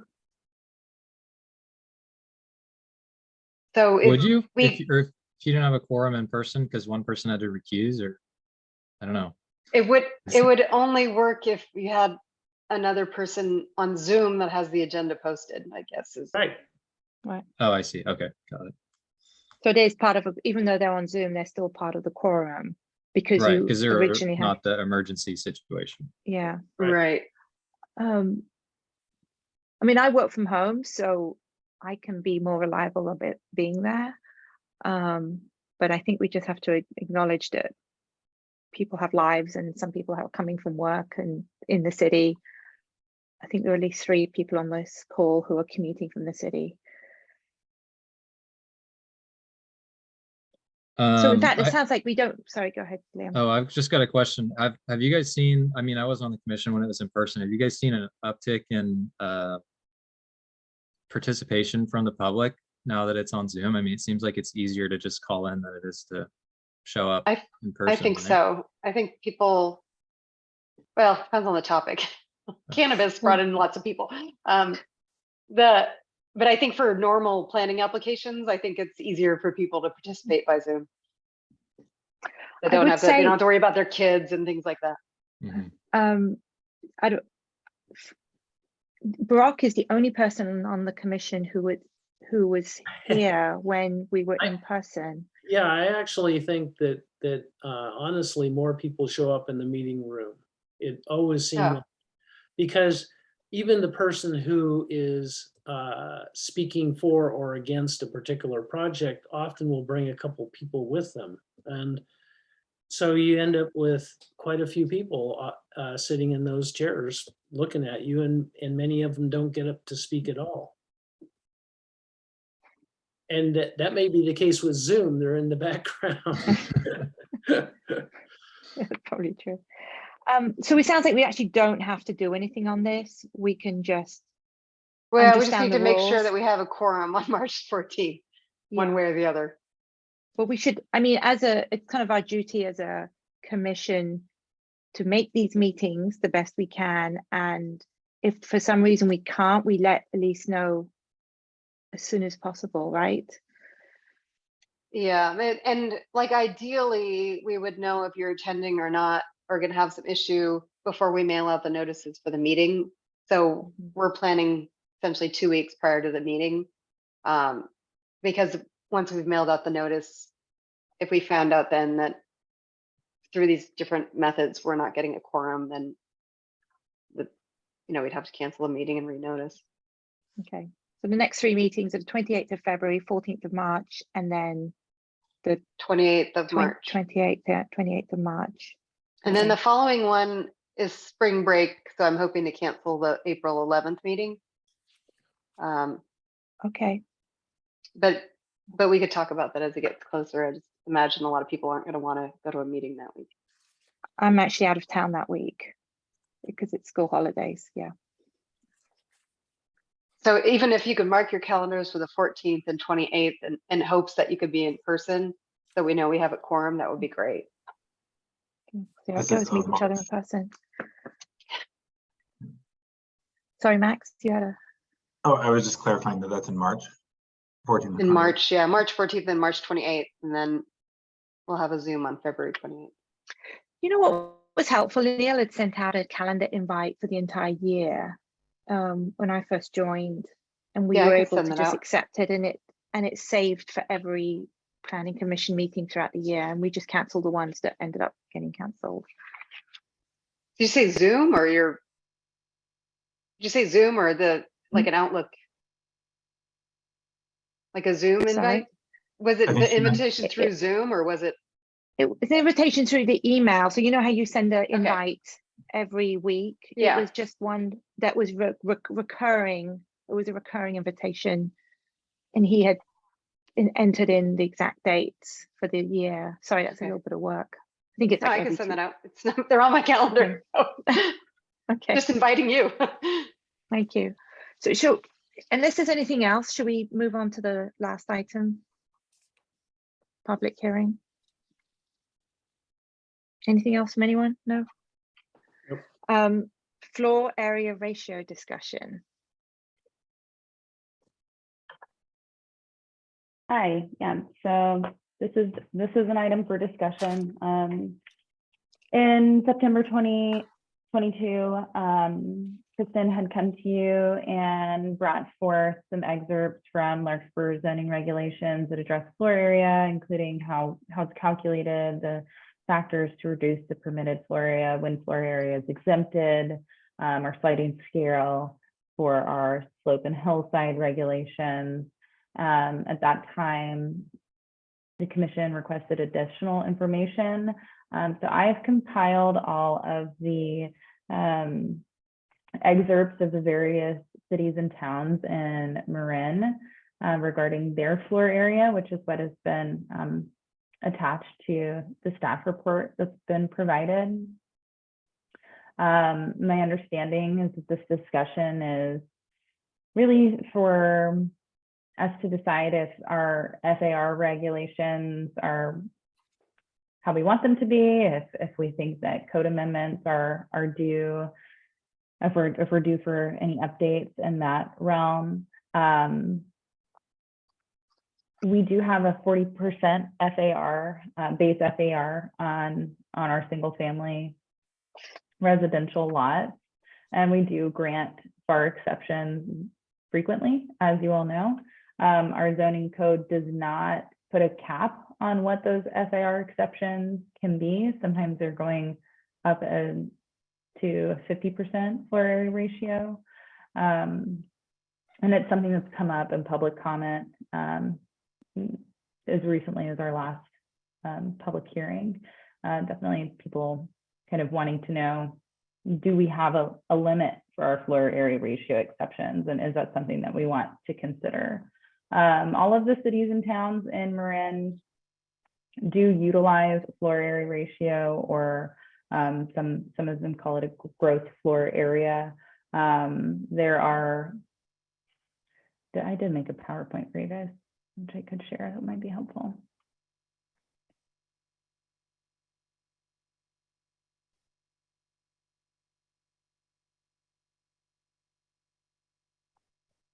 So here I just took this information from those ordinances and tried to kind of distill it. I'm going to skip past ours. We're very familiar with ours. San Rafael uses gross building square footage in their hillside overlay district, which is limited to 2,500 square feet plus 10% of the lot area, and they put a cap on it at 6,500 square foot gross floor area maximum. Something that you all should discuss is whether or not we want to continue to count garages. We do have required covered parking in our zoning code, and currently we do not allow anyone to exempt any of that required covered parking from their floor area calculation. San Rafael includes garages and accessory structures. Mill Valley has their FARs based on lot size. So here you see, lot sizes 8,000 square feet and smaller have an FAR of 35, 8,000 to 20,000 FAR is 10% plus a 2,000 square foot allowance, and it goes up. In Mill Valley, something else that we can think about is stairwells and elevator shafts. I've included in these bullet points. In the city, we include stairwells, elevator shafts, and chimneys as floor area on each floor. So, if the stairwell takes up 20 square feet of floor area, the first floor, we're counting that the first floor and the second floor. Some cities and towns only count that floor area one time. Another thing to discuss is how we're counting our tall ceiling spaces. Vaulted ceilings in the city are double counted when the ceilings exceed 15 feet, I believe. Yes, 15 feet. Others have it set at 14 feet or 16 feet or 17 feet. In Nevada, they use FAR in only the R1 and R4 districts. So those are essentially the lot sizes 6,000 square feet to 1 acre. They have a standard FAR of 50%. They exclude their garages and covered parking, and they have a sliding reduction scale for hillside lots over 10%. Again, Belvedere is a community that's using FAR specific to their zoning district with a maximum floor area set. So they don't, they do allow for exception permits, but those exceptions do get capped by the max floor area. They include garages. They double count their ceiling heights over 14 feet. Corte Madera utilizes FAR, which ranges from 40% to 60% in the R1 and R1A zoning districts. Corte Madera double counts the ceiling height over 14 feet. They include their stairways and elevator shafts at each floor. I thought this was an interesting language that they include, which is FAR is not a target to be achieved, but a maximum allowable. I think it could be useful for our zoning code to explain, you know, what FAR is, and if we want people to know that that's a target that they can maximize, or whether we trying to kind of keep people within an allowable FAR, and what the intent for the FAR regulations are. Fairfax uses FAR in single family residences and duplexes. They have a max base FAR of 40% like ours, and have a maximum square footage floor area regardless of the lot size. They exclude 500 square feet of their garage space. Exemptions are allowed with planning commission approval, but they top that out at 5,000 square feet. Ross has a very short and simple FAR. I think they've got the simplest one of all that I saw, which is 20% of total lot area, regardless of the permitting zone. They include the basements, garages, carports, enclosed spaces, stairs, and elevators on one floor only, and they do not grant any exceptions. San Anselmo, I would say, has one of the more convoluted FAR requirements. They separate theirs based on if the property is above or below 150 feet mean sea level elevation. And from there, it's based on the lot size. So they've got sliding scales for properties below sea level elevation and above. So that's kind of how they delineate their hillside regulations, is based on where it's at with the sea level elevation, which if we wanted to go into that more, I think Elise is certainly and probably knows a lot about that. Sausalito is using FAR specific to their zoning district, and they've got maximum FAR for all of the various zoning districts. They're excluding up to 500 square feet of enclosed parking. Here, they're only counting the vaulted ceiling height over 17 feet by a 1.5 factor. They're only counting continuous staircases and elevators, shafts at one floor, and they do not grant exceptions. Tiburon also is utilizing FAR specific to residential zoning districts, again, excluding garages, but specific to the district, or specific to the lot size. So any lot that's less than 7,500 square feet gets to exempt 450 square feet of garage. If the lot size is bigger, they can exempt more, up to 750 square feet of the garage or carport space. And they do grant exception permit based on different findings. So that concludes my report. And if you'd like me to go back to any of those, please let me know.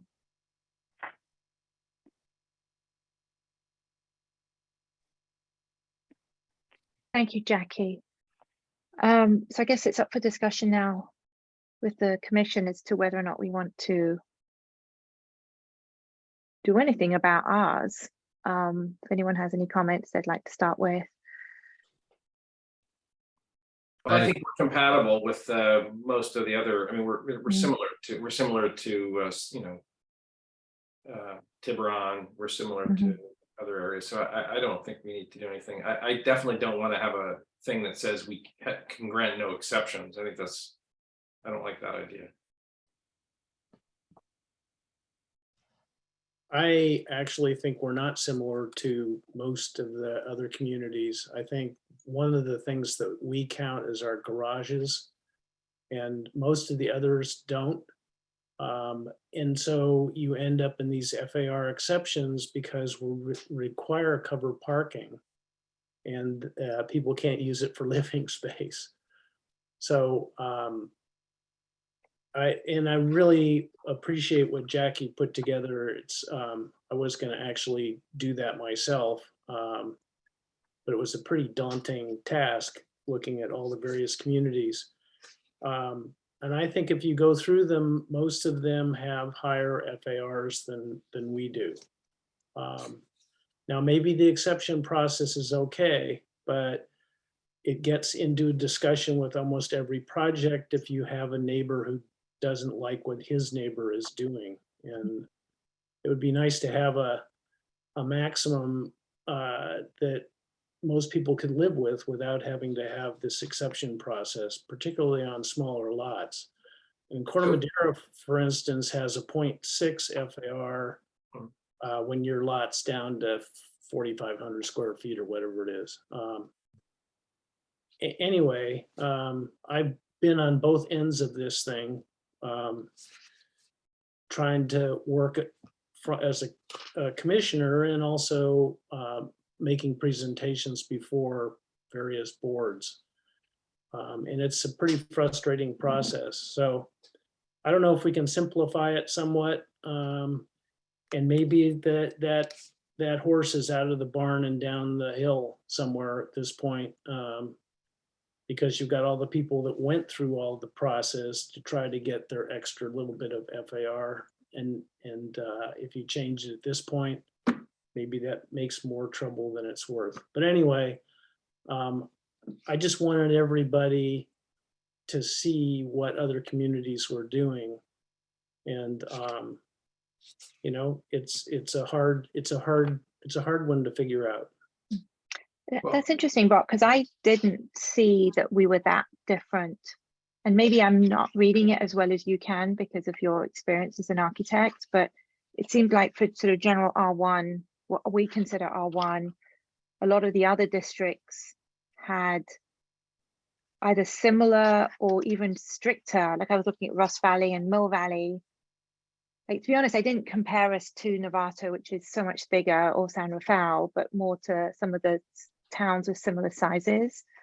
And I thought, and a lot of them did force you to take into account garage space. I mean, not everyone did. So it may be too late to get into a discussion about this one tonight, but maybe. I think so. Yeah, maybe we can pick this up on another evening where you could maybe educate us on where you see their like the majority of the others being more lenient, I guess, or less, you know, on sort of lower FARs. I mean, higher FARs. I mean, if anything, when I was reading all of this, I kind of was left thinking maybe the other neighborhoods are requiring their home building to be less dense. I mean, we're kind of being more we're allowing more density in Larkspur maybe compared to other neighborhoods. That's kind of what I walked away from this thinking. So well, okay, yeah, there's big differences in the different towns. Some of them in general have much bigger sites that they're dealing with to begin with. We happen to have a whole lot of little sites, right? And so that's what makes it more difficult. And I think you're right. I think there's a lot of nuances between each of the cities. So maybe, unless anyone would like to sort of I think Liam may have had something he wanted to say. Oh, Max, sorry. Yeah. It might have been both. Liam, if you have something, you can go first. Go for it. Oh, okay. My question was more of a clarifying question of, is it possible to, or is there any precedent behind like a step function FAR allotment, essentially like based on certain thresholds of lot size? Because in Larkspur, it seems like we have this problem of small lots and people wanting to get their money's worth on a small lot. Whereas like with, you know, more medium or large size lots, you know, it's rarely as much of an issue. So is there any way to do a stepwise function to sort of, you know, mitigate some of the common problems here? And that's what some communities do. Corte Madera in particular,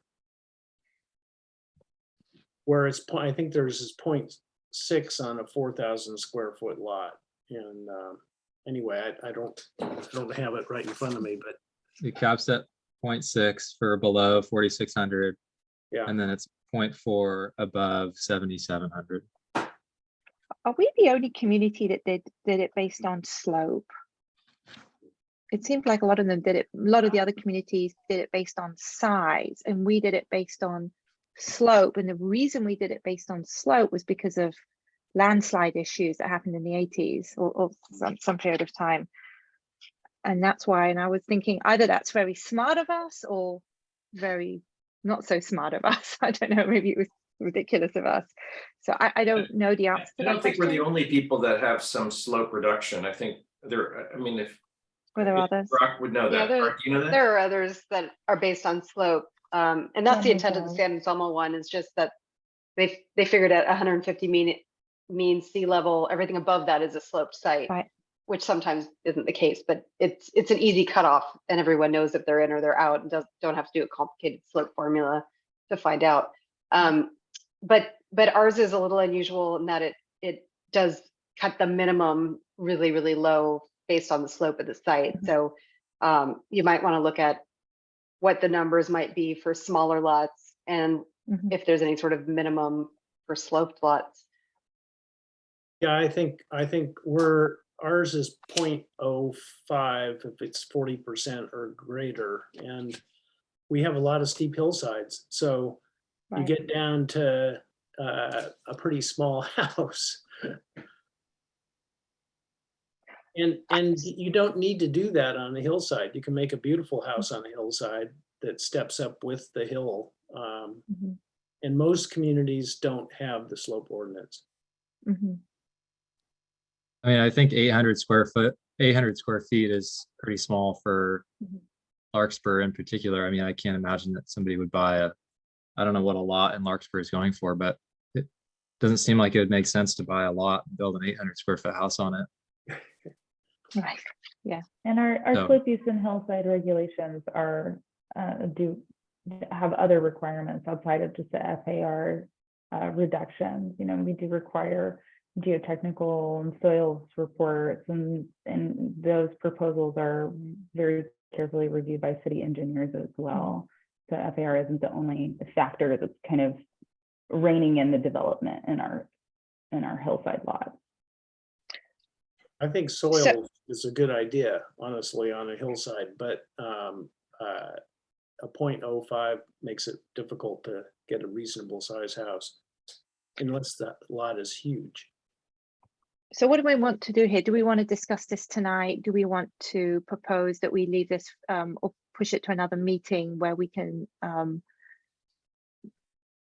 of understand this in more details and think about? I'm not sure any of us have an answer. Definitely not tonight. Well, let's digest this information and not go into it in detail tonight.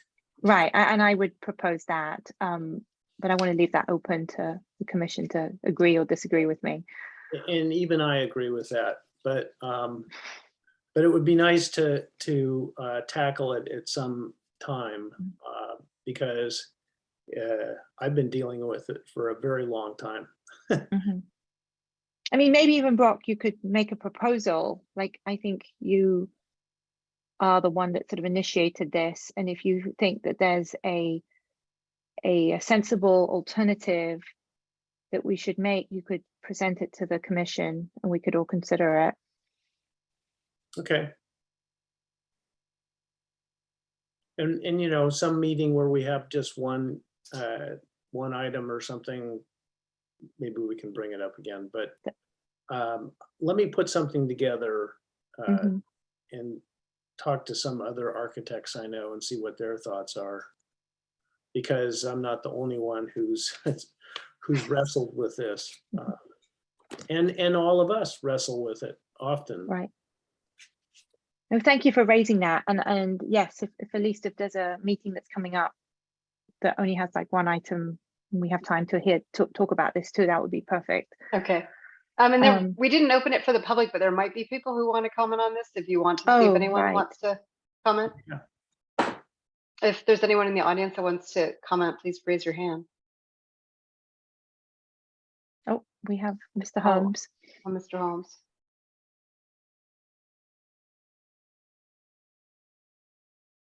Hi. Go ahead, Mr. Holmes.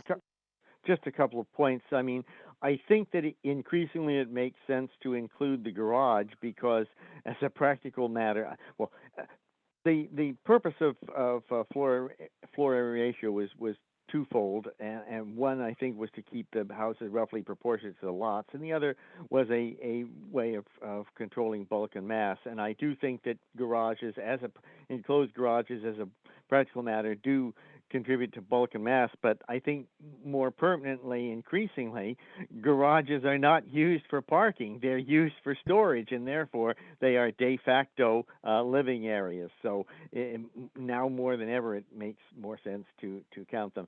And then I think with part of the slope ordinance too, related to the visibility on the slopes, so that if there is not FAR, then there would need to be some other way to address the visibility and sure that it was.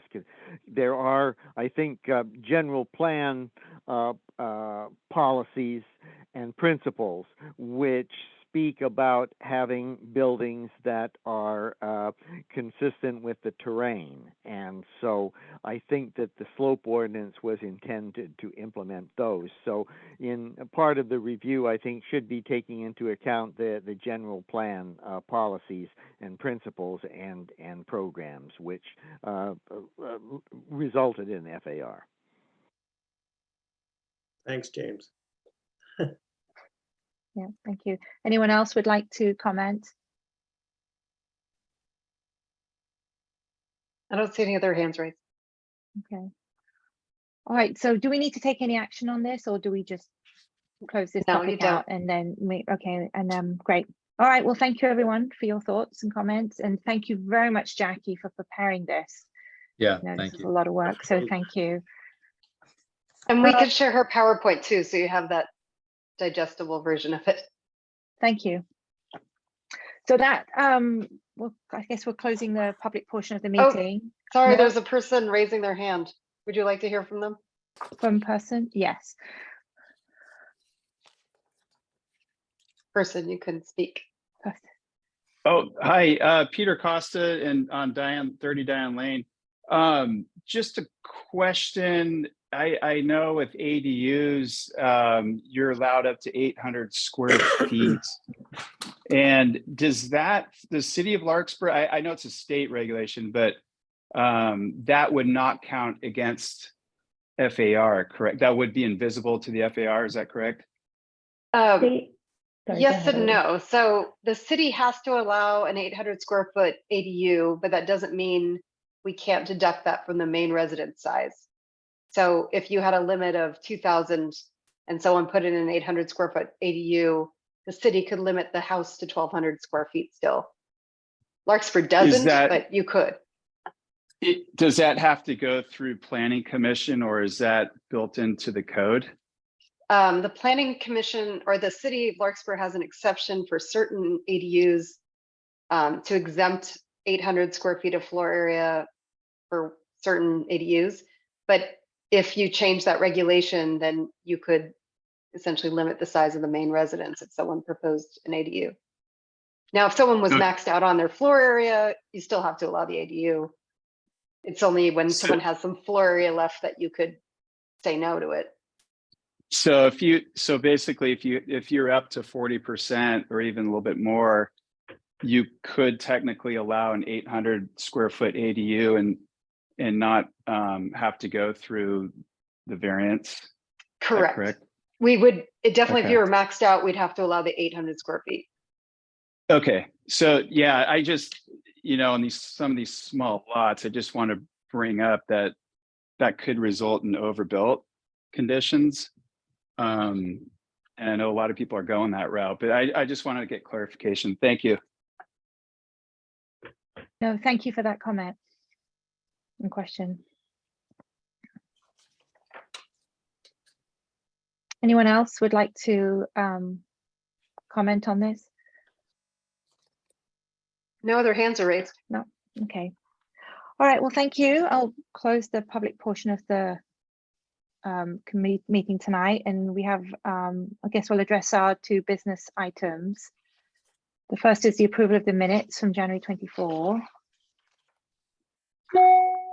Make a motion to approve the minutes of January 24.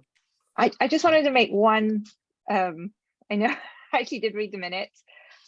And maybe at least I'll just email you. I did have a question. And when they were talking about the mobile housing unit, I know I asked a question about why the rules were initially what the way they were, and it had to do with flooding. And I know you had answered that. I would love that to be in the minutes. But other than that, I think we can go ahead and approve the minutes, right? Subject to that one change. Go ahead. Somebody was making a motion. Jeff. Yeah, I did. I made a motion to approve the minutes. You have a second?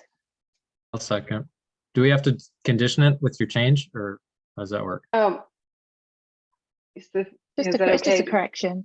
Corrected motion. Okay. Corrected motion. Commissioner Swisher, Yes. Commissioner Wagstaff, Yes. Commissioner Campbell, Yes. Commissioner Chalmers, Yes. and Commissioner Williamson. Yes. The motion passes unanimously. Thank you. And do we have any planning commissioners reports? No one? No one saying yes? And then in that case, I think we can make a motion. Somebody can make a motion to adjourn? I'll move to Anybody? adjourn today's meeting. I'll second it. Can we just all say yes? You guys just say all those in Aye. favor? Yes. Aye. Aye. Anybody opposed? Nay.